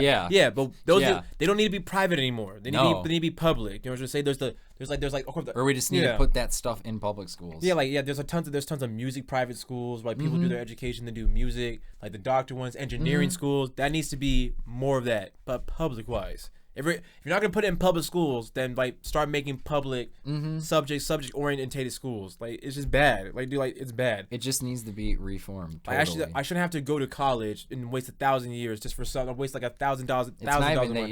You just shouldn't have to waste that much money. Literally. Because in this world, you have to go to college. Like major, like really, what is your major? Like what? Like what is your major? Like you're just now starting to figure out what you want to do with your life. That needs to be developed as a kid. Well, I'll disagree. I think a lot of people are like 25 and they don't know what the fuck I'm talking about just like exploring options. Yeah. I'm not saying you're gonna be a doctor like at 3 years old. You're right. I get what you're saying. We need to encourage the kids to think about that more. Like what do you want your future to be? Like even if it's just like I want to be this. Like just try it out. Exactly. It doesn't have to last. You're like 13, dude. Yeah. Like if you don't like it in 2 years, you don't like it in 2 years. So by the time you go to college, you should be like 1,000%. Like this is what I'm doing. And that's the thing and that's why I'm saying like taking grade levels out, because if you have a kid who's really invested in a subject and he's really fucking good at, let's just say for example, science. Yeah. Once he gets to college, how smart he's gonna be? Yeah, you do. When he focuses on that, makes that a priority his whole life. He's gonna be twice as much more invested because it was his decision. Yes. He's going to work hard for it and it's because something he likes it. Yeah, he likes it. He's invested in it. Like, dude, and you're not holding him back in a grade level saying, no, you got to wait to learn about that. Like, no, if a kid's right, and that's the thing too, like you don't push kids too far so they fall behind. Yeah. And you don't hold them back. And that's why they do those private tutoring things. Like, dude, I should have to private tutor my kids so we can be more advanced in the school. No. Like the school should be providing that. The school is what that's for.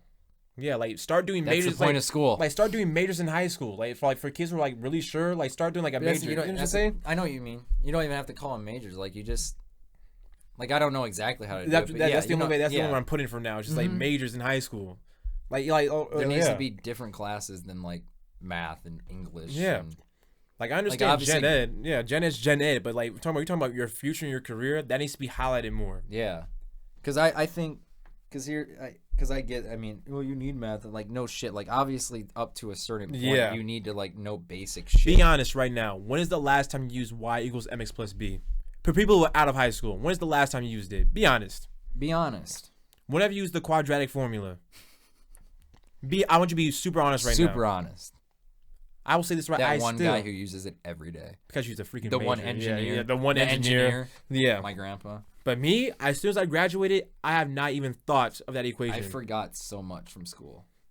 Yeah, that's why when you ask your parents to help you with your homework, they're like, I don't fucking know. We need to because they forgot it all because it's useless information. Like schools need to specialize. They could have been spending time doing something they're invested in and want to do. Schools need to specialize in basic math. Yes. If you just get people sharp with just basic math, you know what I'm trying to say, like mental math, and that's stuff the thing, like that. You don't have to have like a math class. You can include basic math in stuff like financing and stuff like that. So if you teach kids how to finance and shit like that, then you can include the simple math in that. Because financing and then it'll make more math. sense to the kids because you're not just doing equations by themselves. You're putting that and relating it into real life situations that they're gonna have to use it in. And no more of those example questions. They'll probably even be more like into learning it that way because they'll be like, oh, I'm gonna have to do finances, so I should know how to fucking do it. Instead of being told, we had a test today, you're doing all these equations and there's 50 of them. Oh, and don't you love those questions back in the test? Be like, Johnny has oh my God, $500, the classic, but he needs $200 to use this. So how many of does he? It's like, but see, guys, we applied to real life. No, you didn't. No, it's an example question, so you can get it, so you can mark me wrong. That's not what we mean. Like no, apply to real life. The whole class needs to be something that you're doing in real life. Exactly. Like like a finance, like how to. And I know some schools not everyone. This is what I mean when you need to fund the inner city schools and shit, and inner cities in general, because they don't have this. And this is a sick thing too, and it just came to my mind. I don't know if this is for everyone. I guarantee it's not for everyone, but I was told because my family knows people that or knew someone that previously worked or does still currently work in Detroit schools, right? Yeah. Basically, they have supplies. They have hella supplies, but it's in the basement. They don't give it to the kids. Of course they don't. Why? Like I haven't looked into it, so I don't know the exact reason. But why the fuck do we got all this money sitting and we're not using it? Like I said, they will not. And a lot of the time I just want one final thing. And a lot of the time they don't even spend the money to do that. Which just makes that even worse. Like I said, they will not bring that stuff out until the other stuff is completely broken. Until you just can't use it. Then they'll be like, okay, we'll bring it back out. Literally. They just won't do that. Like they just that's won't. The thing. No, but that's the thing. A lot of them don't have supplies. That's true. But they have them on deck, but they just don't give it to them. You're just like, dude. So I'm gonna have to do more research because I don't know what the fuck that's about. Like, why? Like, yeah, because the biggest point is a lot of them don't even give them the funding to get supplies in the first place. Yeah. And we wonder why. Yeah, and a lot of students' mental health would be increased if the school system was also refreshed. Like the stuff we just talked about, the mental health of the students would be vastly. And you know how you also do that, besides putting more cops in the inner cities to solve the problem. You know what you do to start alleviating some of that? You do extracurricular activities. You do basketball teams, stuff like that. Yeah. That shit statistically. School rec teams. That's what I'm saying. Yes. School rec teams. They need after school activities to be involved in. But literally, and it statistically works. Where they put this stuff in, you put in YMCA shit like that, they're not gonna hang out with the fucking gangs and shit as much. You give them something to do. Like literally, But when all they do is that's their whole life, you can't wonder why that's their life. Like, dude, for people that don't want to actually participate in basketball, just join like a school rec league, which is like that's what I'm saying. You have to provide these kids with extracurricular activities, whether it's sports or just anything, like flag football, different. Just it's not even sport. It's like clubs, anything, and like anything. And you just have to get them invested in different stuff, and not just clubs where you just sit around and just like do nothing. Which they're not going to join because that exactly. Like no more. Like remember back in high school, it'd be like 3v3 tournament, but you got to pay $5 to get in. Like, yeah, like dude, bro, that should be open. Like the field house should just been open. Like if the field house was just open, everybody would be in there. Everyone would be in there. So I'm saying, like, bro, if you built all this infrastructure around the inner cities and shit, they would go to it. Literally, like, these people really just think, no, there's black people. They just want to be gangsters. Like, no. If you actually help them, they will fucking take the help. Like, dude, I remember a lot of them want the help. A lot of them don't want to be involved in this shit too. I feel like so many people feel like these people like want to like be in this shit. Yeah. I don't think people realize, like, even some of the hard, like, I know some of them obviously do, but I think a majority and some of the hardest gangsters or street people that you'll find out there, they don't want to be a part of it. If they could fix it, they would. If they got help, they would take it. Easily. But it's how they have to live their life. It's how they make their money is by selling drugs, by doing shit like that. And like, it's their life. Exactly. Because we, white people, fucking made it that way. Yeah. Because we put them in the inner cities. We literally pushed them. That's why we did redlining. We're literally like, no, we're not letting them in the suburbs. We're going to keep them there. You guys literally built freeways over black communities in Detroit. Yes. like freeway. I kid you not, entire freeways. Yes. And like pushed them right in the inner cities, got rid of all materials, planted drugs in the cities. Yeah, literally planted drugs in the cities. Yeah. Put liquor stores on every single corner. Every fucking corner. And also put guns as well. Yeah. Planted guns as well. So this and then they want to blame rap music for causing this shit. Rap music's promoting it. How about you guys promoting it with your fucking businesses? Rap music is talking about how bad it is in the inner cities. They're speaking on their life experience. Yeah. I'm so sick of hearing people say, "Oh, that's the rap music." They're like, what was that government? Was that the New York one a couple months ago? Yeah, we talked, and he was like, the rap drill music is rising, making crime. I'm like, shut the fuck up. No, it's not. How would you know? It's just making suburban kids think they want to be cool. That's all it is. Like other than that, no, it's not. Yeah, no, it's not. Like, dude, like that's all it is. The crime rate is high because of their living conditions. Yeah. Because of the life they're forced to fucking live, because their government refuses to help them, and they get the citizens brainwashed to work against them as well. Like, you can't say you want to improve the black community, then do stuff to make the black community pin each other on themselves. Literally. Which is why the black community is in shambles right now. We're continually pointing fingers on who's the weakest link, who's causing destruction, who's causing this. It's not us. It is the system. Yes, the system's fucking you.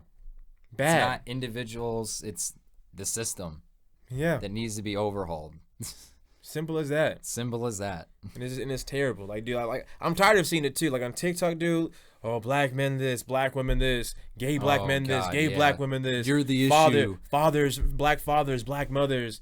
And it's like, dude, it's not even our fault. They're taking little issues and not seeing the bigger picture of it, which is that the system is what causes all of that. The system is why there's not as many fathers in those kids' lives in the inner city, and that's not just for black kids. That's for just anyone living that kind of lifestyle. Yeah. And I know it still does not help that the Black Lives Matter community didn't do anything too. That I know that doesn't help as well. I'm talking about all buying a whole mansion in LA to do nothing about it. Yeah, that's the organization again. Yeah, the organization that does not help with all. I know that's a little bit of setback, but still, there are people that actually want to help improve the black community. The communities are but we don't. That's the thing. We don't have the fucking power, which is why we have to start doing more stuff. We have to start protesting, organizing, unionizing workplaces. You have to create a labor movement, because unfortunately, that's all we have left. That's why last week when you asked third party, because trust me, I've thought, like, why don't we just do a third party? It seems fucking the easiest option, right? Yeah. But it doesn't work, because the whole system is set up for a third party not to happen. Even though, like, our first president ever literally said, do not let it go into two-party system. And then what the fuck happened when he died? We put it in a two-party system, and we haven't left since. Yeah, it was messed up to begin with, to be honest. Yeah, it was still fucked up to begin with. But I'm just saying, even our first president literally said, if you paid attention at all in school, you shouldn't have a two-party system. That's going to go bad. Yeah. And what did we do? Like, literally the next president, two-party system. What the fuck? Yep. You just don't listen to the guy. I'll give George, the guy that these Republicans praise so much. They're like, our founding fathers. Did you even listen to what he said? Yeah, at all. I'll give George that one W, but you did own slaves, George. I was gonna say that's one W. He's still a piece of shit. Yeah, George. All of you back then are just terrible people. Yeah, I know. You get slaves. One dub for having a good. That was a good take, George. That was a good take. Yeah. I'll give you half a dub, Abraham Lincoln, for freeing us, because the only reason why you freed us was to end the Civil War. Exactly. There was no. I want to. No. Oh, this is unfair. No, you were just like, damn, this war is pretty bad. Yeah. We gotta stop this. I'll give you like a quarter of a dub. I'll give you 1/3 of a dub. I'll give you 0.5% of a dub. No. I'll give you 3/5 of a dub. No, you got to do it like they did you guys. We give you 1/3 of a dub. Yep. That's 1/3 of a dub. Yep. No, 3/5. Remember that? Yeah, 3/5. Oh yeah, or 3/5. Yeah, we're gonna give you 3/5. That's all we're gonna do. Yep. Jesus Christ. Yep, we'll give you 3/5 of it. You feel me? But other than that, I don't know who shot you in the back of the head for what. But hey, it is what it is. It is what it is. It is what it is. It is what it John is. Wilkes. John Wilkes. I don't know, man. It is what it is. You did something to piss him off. But no security is crazy, though. Yeah, I won't lie. Even back then, like, you should have someone around you. But the thing is, especially in a public place like that, like. No security is crazy. You really think you're him because you're freed the slaves? I mean, we got like Kanye going out to restaurants with no security nowadays. So, but we haven't learned. Is anyone really out for Kanye? Let's keep it real. Is anyone really out for him? He's asking for it now. Oh, yeah, or do they literally asking for it on interviews? He's like, "Come kill me, come right now." Oh man, do something. He literally told Puff in the text, he's like, "Do something illegal to me right now." Oh man, he went full Joe Rogan. No, Joe Rogan's not that stupid. Right, Even Joe Rogan's not that stupid. Okay, yeah, but to say like, oof, okay, yeah. And this is kind of tinfoil hat, but like, it's like kind of weird how much he's asking for it. Like, is this like his like last thing to like be solidified as like a fucking megastar, is like to get assassinated and go out on top or some shit? Nah, I'm not gonna like lie. I know this is tinfoil hat. Like, don't take me serious right now. But, like, but still, that's just. But why are you talking about death so much, Kanye? Like he's been saying it a lot. Like, come kill me, do something illegal to me. I'm like, dude, and he's like, they're gonna have to kill me to stop me. Like, I'm pretty sure it's a cry for help. It has to be. It is. It has to be. On some real shit, it's a cry for help. But he doesn't accept any of the help. He won't. I'm like, dude, you're a Christian. Because he's bipolar. Go to Jesus. Like, go to Jesus. He tried, but he lost the plot. He easily. I don't think he easily lost the plot. I'm like, dude, and I think everyone knows at this point, because I think it's the most obvious thing ever, is, well, that, but I was going to say, him losing his mom just fucked him. Easily. Like, you can just see it. And I think, like I said, everyone knows it at this point because it's so obvious. But, like, you can just tell. Like, if his mom was around right now, he would not be doing any of this shit. No, dude, even in the Kanye documentary, like, that's what I'm saying. You can see on the last episode, it's like, what the fuck happened in 10 years? Like, dude, you can see it. Like, as soon as mom died, people were like, dude, there was an instant shift. I was like, yikes. Because that was who kept him grounded. Yeah. That was someone to be like, Kanye, chill the fuck out. And that was probably the only person he was like, all right, I see. You're right. Yeah, I'll listen to you. That didn't help with no dad in the home either. It didn't help with Mr. West now being the actual Mr. West. And that's what I find crazy now. He's like turning on his mom. He was like, she was an actor, so she like, and being an actor means you're a liberal. But he's like, she was an actor. She was a liberal. And he's like, my mom took me away from my. Oh god, yeah. Like Donda is like low key turning in her grave right now. I won't lie. Yeah. Like I don't know what the fuck happened, dude. It's insane. It's sad to see, because like for me personally, like one of the only celebrities, like I legitimately, like obviously don't idolize people, motherfuckers, like don't do that, because shit like this happens. Yeah. But like just some like the shit, I don't know. It's just very sad to see. I'm just worried about the kids at this point. I'm worried about the kids. I won't lie. Maybe a controversial take, but yeah, you don't need your kids right now. No, you don't. I'm sorry. Kim needs to have them. Yeah. As someone that doesn't like the Kardashian family, Kim needs to have the kids right now. Even though we all know Kim's going to turn north into a supermodel that just walks around the runways for the rest of her life, honestly, no, I got more faith in them as individuals. I don't think they'll put up with that kind of shit. I think someone like North will do what she wants to do. Yeah. And honestly, I think Kim kind of understands and that. She's picked up on a lot of I think that's just Kim's life. I think Kim understands that she's not going to. I mean, obviously to a certain extent, sure, but I don't think she's gonna be like literally like, you're gonna be me, you're gonna be a model, you're gonna do this and that. Unless Chris gets in the way, that's a big problem. Chris is always the problem. Literally, I kid you not. Chris is always the problem. Like Chris is the problem. Like, dude, like I don't get into any Kardashian controversy, but every single time I get into it, Chris is just in there somewhere. Chris is starting the beef somewhere. Chris is down there somewhere, just doing something. Doing like, some dumb shit. I'm like, oh my gosh, like just be a mom, just chill, get out of there. Yeah. Oh man, I don't know. Yeah. All this wouldn't happen if their dad didn't take the OJ case. That's crazy to think about. Like if Rob Kardashian never took the OJ case, like none of this would have happened. He would have gone the life that he wanted. He would have gone the life he wanted. That's true too. Yeah. Yikes! Yikes. Yep. But yeah, true. Kim could have never met Ray J. Would have never made the sex tape. You would have like how you gotta think too though. Like how different would society be? Because like the OJ thing in itself was pretty big for, especially in this country. Like Kim and them would probably just be lawyers, like just like his dad. Like actually, like became lawyers early in their life, not like when they're 40. Like legitimately, I feel like they would legitimately just be lawyers. Like understood that you have a solid firm. You have a like some Sam Bernstein jump. See, but like. And that lately, because again, I'm not down with the Kardashians like that. There's some weird, they do some weird shit. Yeah. They're weird people. But like, I'm like so in support of her being like a lawyer and shit. Because like, I guess obviously she like aligns with, not totally though, because I guarantee she's like a liberal, typical fucking mainstream liberal. But on a lot of shit, I think you could agree on. I think I could get her to agree on like Medicare for all and shit like that. And overall, just with her lawyer stuff, just like helping Black people out with being, wrongly criminalized. Yeah, I don't know. Kim just I'm seems so totally like, in support of that. Kim just seems so cloudy. Like, you know what I'm trying to say? Like I don't call her an airhead, but I just kind of she knows what she's doing. But just the way she comes yeah, you're right. No, she is. She's an airhead. Yeah, but she's just so cloudy. Like, bro, like You just have clouds in the air right now, like around your head. Like, what's going on in there? Like, you know what I'm trying to say? Too much. Very, very much Barbie doll. I won't lie. Kanye probably adds to that cloudiness. Yeah. Not probably. He does. Like especially with, remember that the jacuzzi thing? We didn't add jacuzzi. I'm like, what is going on in that head? Like, what is going on in that head? Honestly, and I know she can't because, like, one, she probably wouldn't want to. Two, like, they have a huge show that, like, records their daily life. Yeah. The best thing for her would be to just get away from her family and just work on herself. Like, literally herself and her kids. Focus on being a lawyer. Focus on all that shit. Fuck all the dumbass drama. That's the thing. Like, I don't even know, why are they still doing a show? Like, aren't you guys racked up enough now? Dude, it's gotten to the point where that's their real job. Let's be honest. Their real job is that show. They're so used to it now too. Yeah. It's like fun for them. Their real job is that show. Like, let's keep it real. No, well, yeah, it is. Not that's how they make money. Yeah. Yeah, no, of course. It's not like Kanye was just... I mean, of course they got the makeup and stuff, all of that, the Skims, all that and all that. But that I will say Skims is like her big thing now too, though. I think. I think that's actually pretty Kylie big. Jenner's a billionaire, so that's just like she's doing whatever. Like go off. Yeah. Is Wolf born yet? Remember Travis Scott's son? Oh Wolf? yeah.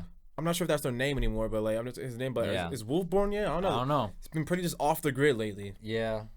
Yeah. But Utopia should be dropping soon. He's been teasing it. Yes. He's been at shows lately. Like he's actually showing up to shows. So I really hope he teased Utopia at Bronny's party. I'd be like, if I was Bronny, I'd be like, I want to hear it. Facts though. Turn all the cameras off. Phones in the bag. We're listening to Utopia right now. Right now. Like don't forget about throwing me a show. Cause no, my dad paid you for Utopia. Yeah, we paid you to hear Utopia, not a concert. Yeah, for my 18th birthday, we're gonna make this memorable. Phones off, turn them off. DND in the bag right now. Yeah, true though. That's what I would do. I'm like, facts. I don't hear goosebumps. Congrats. Like, I don't want to hear. I've heard that every time. Yep, Sycamore. Congrats. Utopia, please. Yeah, please play Utopia. God's Country now. Yeah. Oh my God, I love that beat so much. Here's a little praise for Kanye. That beat, insane. God's Country, Travis Scott. That beat is crazy. Yeah. But your politics are fucked, dude. Your mind's gone, brother. Am I venturing the fashion industry? Do you see this coat? Do you see this coat? No, that's one of the. I will say that's a great Kanye. Oh, that is a good Kanye moment. Like I like the. He just needs to go back to like his like what you said last week, like his Pablo shit. Like we can work with you there. Like the fashion. Like you were kind of going off the deep end at Pablo, but we can work with you. Like now you're like too far gone. Just the music and fashion. You were just, like, I feel like he was at his best. Like he just signed with Adidas. The 350 V1s just came out. Like he was on his shit. Like dude, he was making the 750s. And he was venturing into the fashion industry and becoming a capital into the fashion industry. Like he got what he wanted. Right? But I guess that's not enough. I guess that's just not enough for him. Like he needs to be. No, he wants to be the leader. Which is why low-key, like, he's on some, like, weird cultist shit. Saying, like, I'm God's chosen leader. Yeah. I was chosen. I get revelation. I mean, I want to be surprised if he started talking with the Catholic Church. Wouldn't be surprised. I don't think he's like that. I think that's why he wants to run for president so bad. He, like, wants to, like, turn, like, he in his head, he, like, thinks he can, like, run everything eventually if he just tries hard enough. And it's like, listen, motherfucker, remember the eye not plane? Like that. Remember you showed Trump the eye plane? Yes. Like, bro, you're a genius in music, and I'll give you fashion too, but not everything else. Like, dude, just you're not a genius human. Specialize what you can do. That's, literally. Like, if you want to be bigger, just specialize what you can do. That's how you grow the community. Just stay in the art. Just do art. Literally, do art. That's what you're good at. You're good at making art. You're born to be an artist. Not a politician. Do not. I mean, not gonna listen to me. Yeah, but. Please. You can speak on it, but don't get me wrong. You can speak on it, but like not like. Don't take it to the extent of literally trying to like take over the entire country. Yeah. Trying to turn the whole country Christian. No, not even Christian. Just to him. Just that too. Yeah, you're right. You're right. Because he's not a real Christian. He wants to make the country neo Kanye. That's all it is. This is factual. He wants to make the country just neo Kanye. Yeah, literally. He wants to be the tyrant. I'm like, dude, do you have any idea what goes down up there in that government system? NATO. Do you have any idea? That's the thing. Like, he has no idea, and neither do I. But he has no idea how complicated that shit is. And if he even got a taste of it, he'd be like, "I want to be the leader of NATO. I want to be in." Like, dude, it just won't stop for him. You know, it won't stop for him. He just wouldn't listen to them. No. He would just do whatever he wants. He would be the person that would cause war. Which in some I was gonna say, in some ways he like low key, if you're in that thought process, you might be able to do some good shit. But him, he would just put us in World War III. Easily. Like one leader would say one bad thing to him, and he's like, nuke him. China is not giving me the materials to create a well-stable environment, so that's why I sent the nukes. China said they were going to provide me with all these warehouses and all this labor to make my Yeezy Gap collection. They lied. So I nuked them.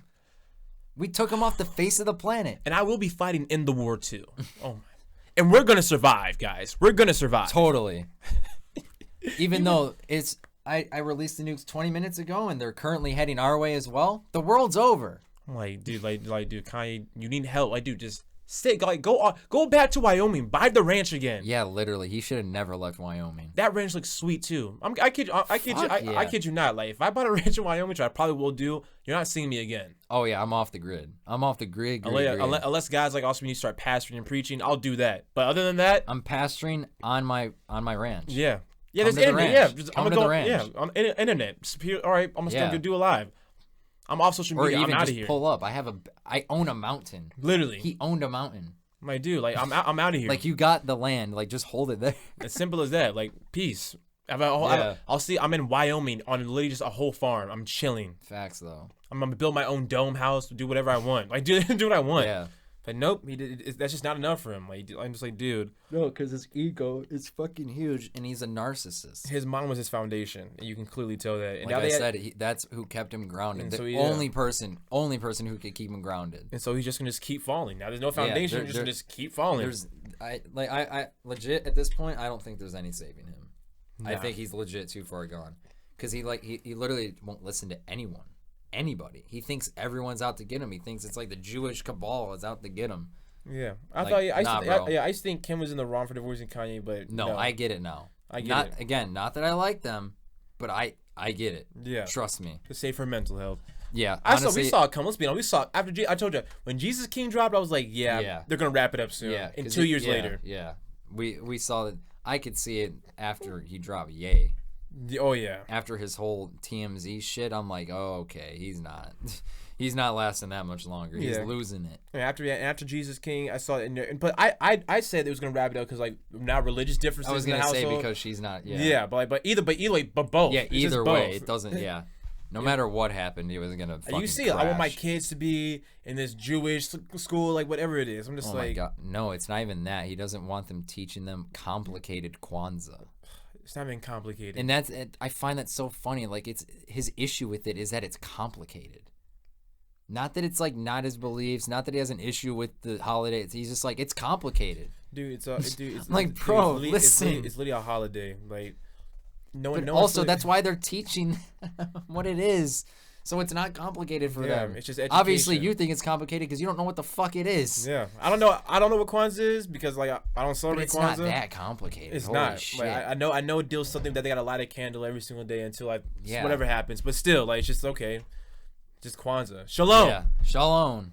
That's all you gotta say, Kanye. Just say shalom and mind your business. All you gotta do is just be a leftist, but you're for some reason hating Jewish people.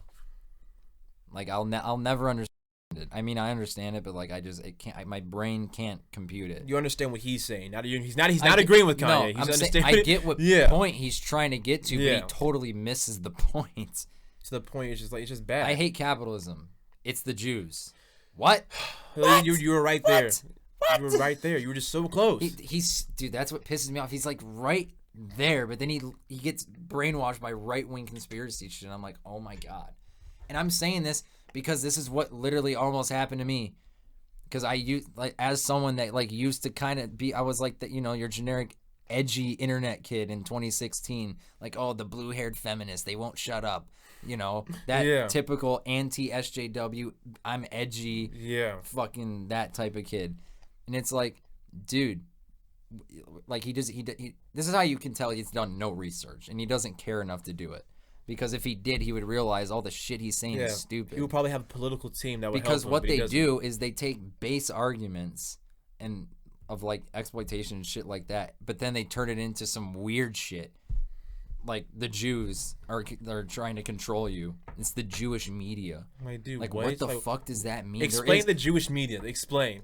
All he means is that he's saying that a majority of CEOs are Jewish, but it's not because they're Jewish that they're exploiting you. It's because they're racist white people and they're capitalists. And that doesn't make them Jewish because they're racist. So it just cancels out. That's what It just cancels out. Yes. It just like, bro. Like he's just. Oh my god.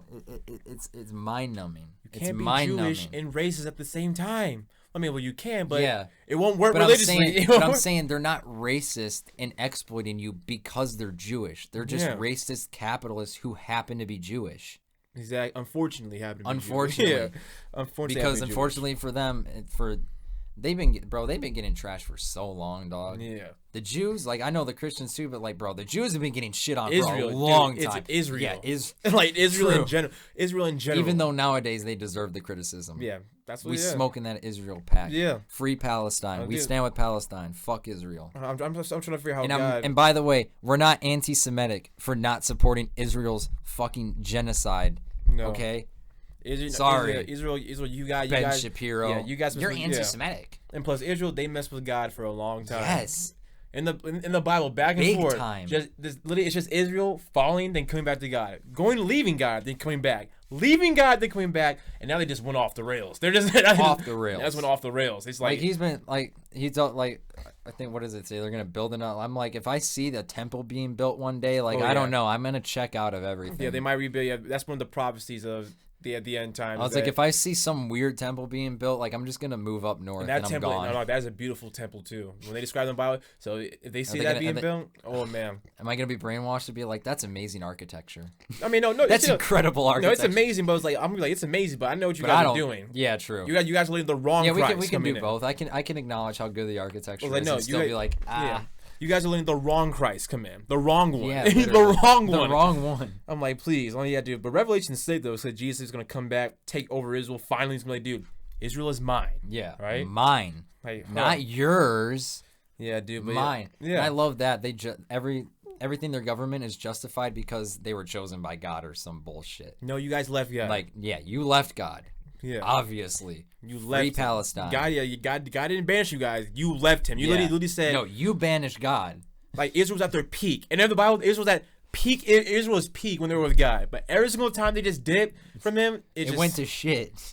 Yeah, I just don't get it. I mean, Israel is a good example of just human beings in general when it comes to Christ. Yes. But still. A perfect example, honestly. Yeah, but still, it's like, come on.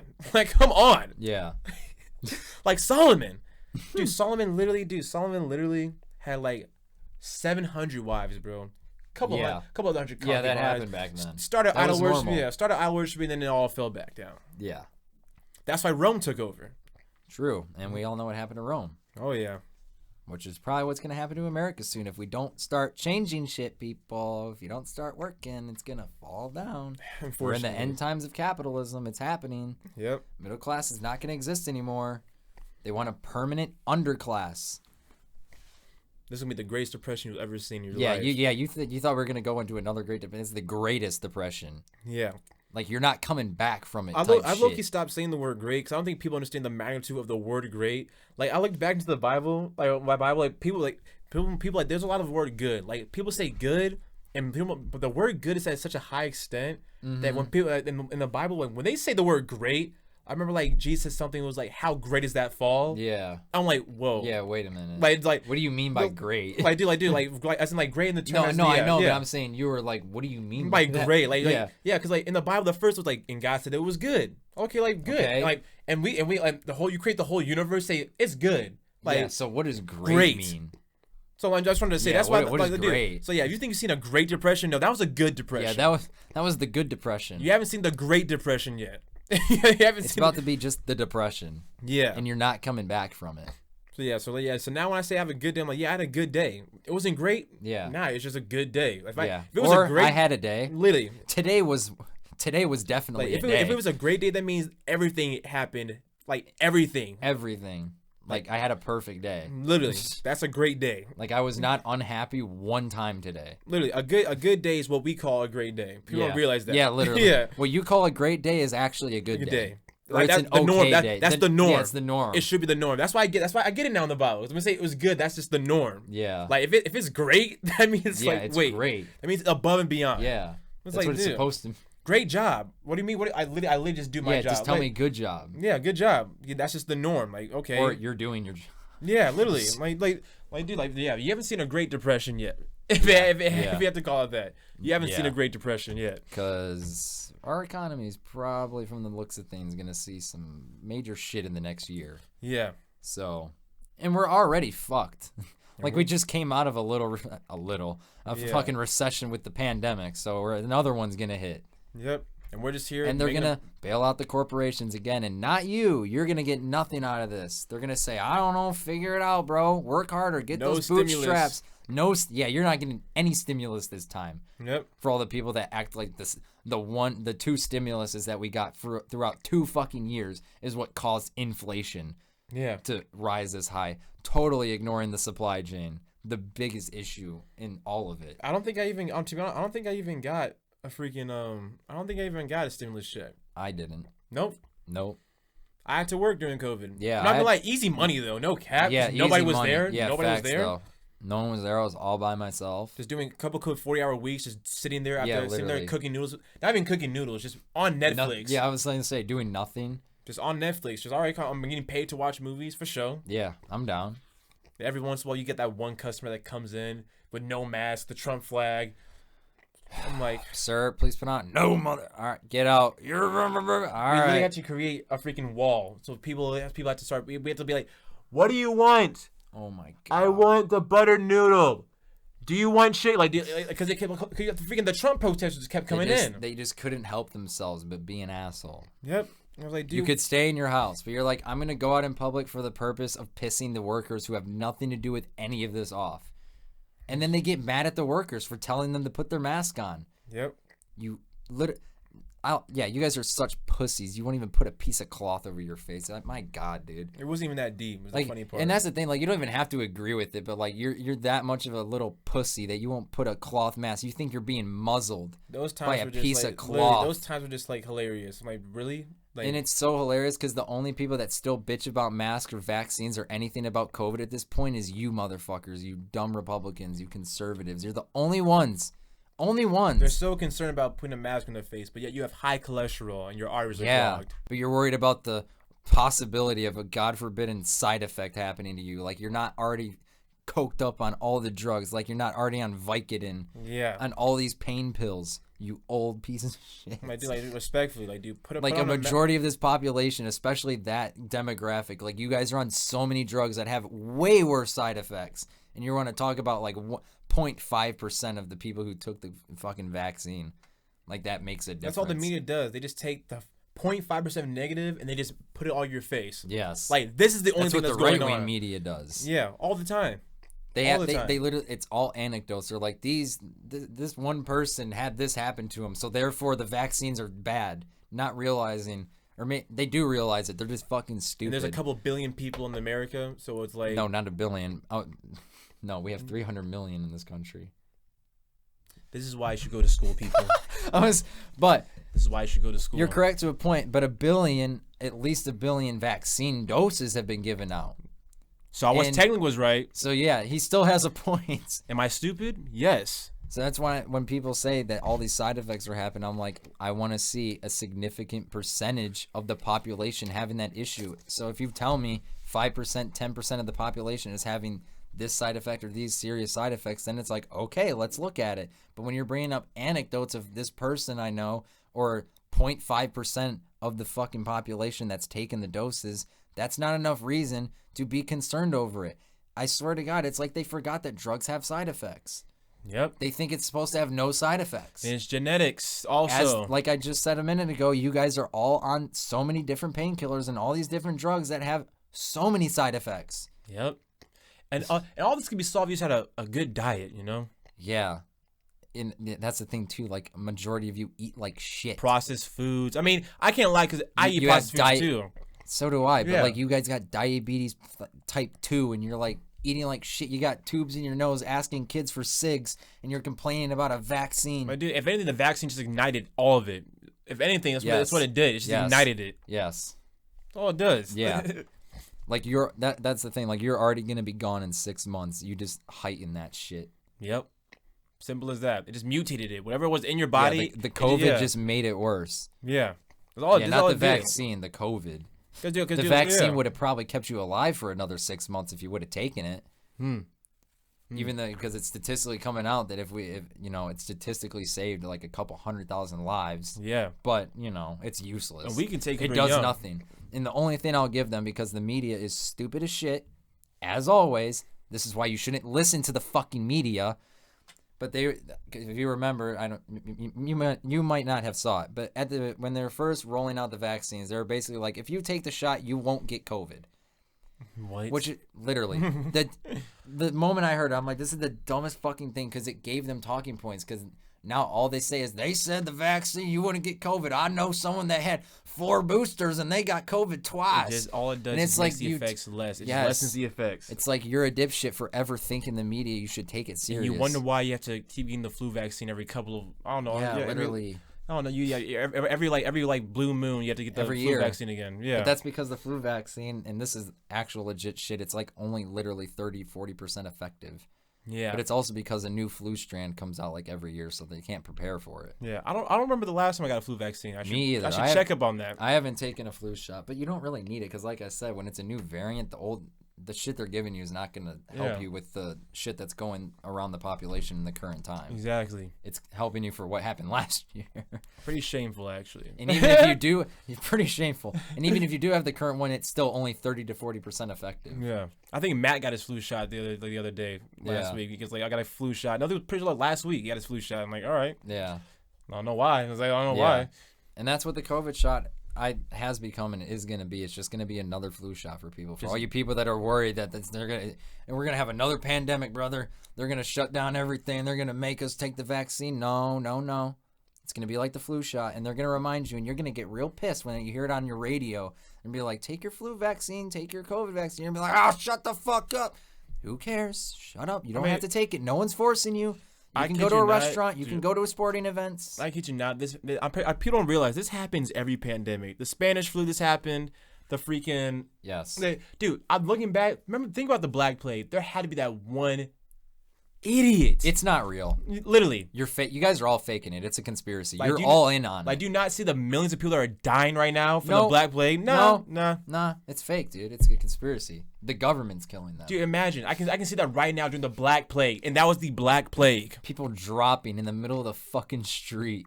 Oh, nah, bro. No, don't get into anything the doctors are giving you. Yeah. Nah, don't. Nah, dude. We should take this experimental shit that hasn't been tested yet. Go to the witch doctor. Yeah, go to the witch. With the freaking beak, beak mask. No, the best ones. Go to the ethnobotanist.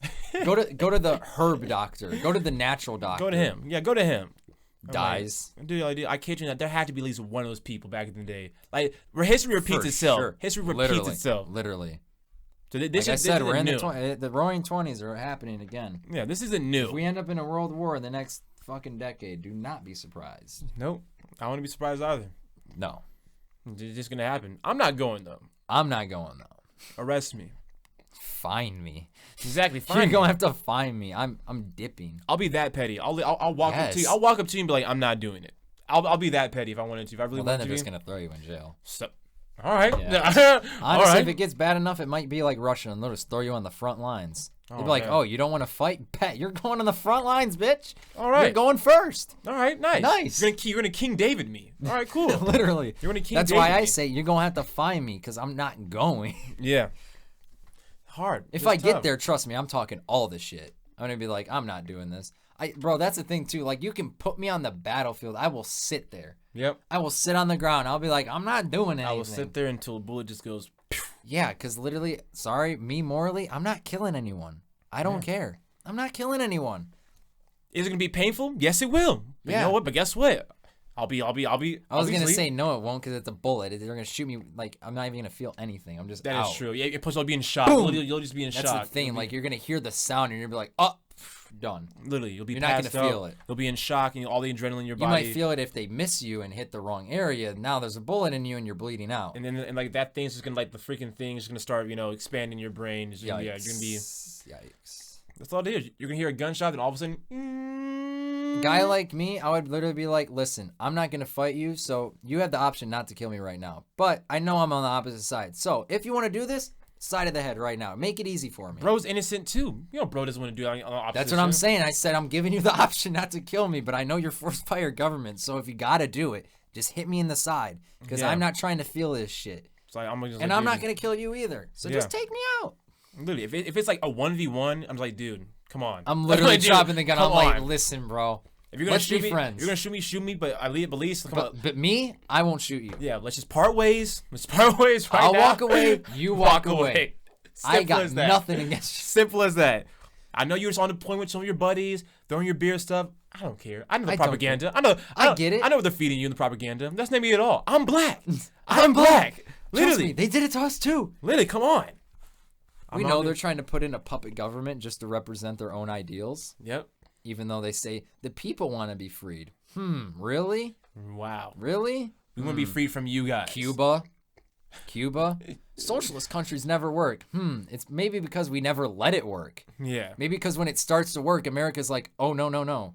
We can't have that. So we're going to put in a puppet government, and then we're going to throw hella sanctions on them. Yep. So they can't do anything. And then every time someone brings up a socialist government, we'll be like, well, you want to be like Cuba? Look at their economy. Even though America's the reason that they're so fucked. Because we have so many sanctions on them. It's just sad. We don't want them to prosper. Simple as that. We don't allow socialism to work. We don't allow communism to work. What did Danny just send me? Oh, nice. Look at that portfolio. Okay. All right. This keeps going. Portfolio?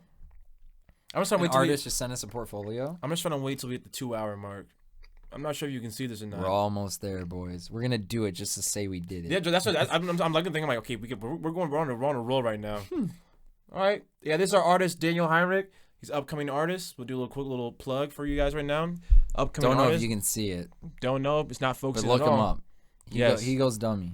He's gonna start opening his Instagram page. Oh, nice, a little Christian one. All right, cool. All right, look at all these nice ones. This man, like the art, he does digital art and like right. Yeah, digital art. He does a digital art, man. The stuff is crazy. And the stuff's being showcased as well. Facts too. It is being like professionally showcased. Mm-hmm. Like he's representing his own high school. Yeah. Only him. He's representing the high school. I was gonna say only him because no one else in that school could represent us. No. Respectfully. I mean, I think I could pull up Supervase and just be like, oh yeah, oh yeah. You guys don't even know this guy, Supervase. I mean, I look. He just whip out Supervase and be like, I did this. Come on now. Come on now. My biggest artist achievement. Just puts it right next to a Model T handcrafted by wood only. I'm like, all right. Don't you have to flex me like that? But that's chill. This is hard. We're almost there, people, at the 2-hour mark. Don't worry. Well, I end my social media fast on Saturday. I mean, hopefully, we can bring one little more topic out. What do you want? Let's see. I'm thinking. Think of something. What the crazy stuff happened today. Well, at least we could talk about kind of what we did last night. Yeah. We can get into it a little bit. What have I been doing? What have I been doing? No, I mean, like nitty gritty discussion versus like. Oh yeah, nitty gritty discussion versus big. I mean, if you have a question, you'll be like, "Yo, what is this about?" I can try to do something. Yeah, see, this is what I'm gonna have to. We're have to come with questions. Yeah, we'll do that. We'll do it the next episode. I was gonna say next week, like you gotta have questions like for some politics shit, and I gotta have some stuff on. Some that's why stuff. that's why I was like, listen, I was like, this episode you have to start talking the politics thing. You have to. I was like, even if you don't know what you're talking about, still ask questions. I was like, get involved. Yeah. Like literally, I was like, get involved with the politics stuff. Like, just try. Just try. It's like it worked. I got a little bit better, but yeah, we got a little bit more interesting. We're getting better as we go. Simple as that. Holy shit, we hit 2 hours. Oh my God. Yes. We finally did it. All right, that's it. This is the whole purpose of the podcast was the one day reach 2 hours. We're never doing it again. It's the last episode. Thank you guys for supporting. We're going for 3 hours, by the way. Now we're going for 3.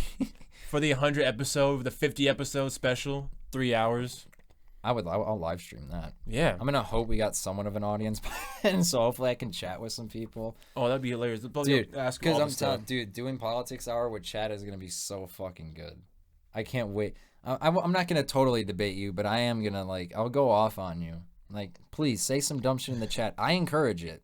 Let me go off. They'll probably ask me all the regular, like, because I won't lie. Sometimes, like, when I'm doing this, like, I lose my train of thought because, like, I need someone coming back at me. You know what I mean? Right. I need to keep my brain going. So, like, with you, like, obviously you don't know shit, so you just sit and listen, which is good. But, like, when I'm talking with people, like, when you push back, like, that's when I really, the hardcore. I'm telling you guys, when Danny gets on this podcast, it is over. Yeah, because I need some dude. Like that's when my brain's really gonna be moving full speed. Yeah. I need someone pushing back against me so I can. That's when I go crazy. I need someone to ask me like Christian questions, so I can go Frank Turk mode. Because dude, I'm not gonna lie, he finally answered a question that I've been thinking about. Like someone said, where does free will actually come to play if God orders everything, right? Mm-hmm. He says, does knowledge imply causation? I was like, oh, I get that. So basically, he said if everything's true, that means God knows it's going to happen. Yeah. But it's in control how it's going to happen. Yes. You know what I'm trying to say? It's like basically God's saying, I saw you did this. He knows the end point, but he doesn't know how you get to the end point. Exactly. I mean, people talk about it's gonna end like this. But how we get there is up. And people are like, how and he was like, well, how does God know certain prophecies, or like how does God know we're gonna have this? He means he sees it happening. So he's like, it's gonna get you a head start. Hey, by the way, this is coming up. Mm-hmm. Like it's still there because it's still foggy on it. See, the way I look at free will, I look at it as we're a habitual species, so I think you're more just working in habit more of the time. So obviously you don't have free will every day. You know, you have the same routine. You wake up, put clothes on, breakfast, whatever your routine is. It's not really you making that decision. You know what I mean? You're not like, I'm going to wake up right now. I'm going to go get breakfast. Like, no, it becomes routine. I think free will is like, it comes in when you make certain decisions. Yeah, free will is the conscious choice. Is what it is. It's not free will is not I'm going to do evil. I'm going to do good. It's that factor in it. It's like I could do this or I could do that. Exactly. When you have to make a choice. Yeah. Right. Yeah. And then he had another hilarious question. Someone was like, if God is good or if God exists, why does he eliminate evil? He the classic question. Why does evil exist? No, he goes, if he eliminated evil, would you still be here? I was like, oh. All right, dude, just rolled him. Holy shit! Yeah, but Frank rolled and smoked. Yeah, Frank Turk was like, a lot of us wouldn't be here, including me. He's like, a lot of us wouldn't be here. It's like if we could just eliminate the evil. Yeah, but that's just like even scientifically, that's just disregarding like basic science, like polar opposites, positive, negative. Yeah, like, and I find that's how the universe works, bud. And the way Frank Turk put it, he was like, he said the reason why Lucifer could do evil, right, is because of good. He said people do evil things to get to good, right? Good and evil, it's like good and evil, like I said, yin and yang, right? Mm-hmm. Good and evil exists, but it's how you get to good. You know what I'm trying to say? But plus, you got to think like people that are evil, they think they're doing good. Exactly. Like Hitler, I'm sure Hitler didn't think he was doing it wrong. Yeah. Obviously he was fucking wrong. But in his head, he was probably like, I'm doing the right thing. Yeah. This is what's best for everyone, right? People like evil exists because of good. It's how you get to good, which is the problem.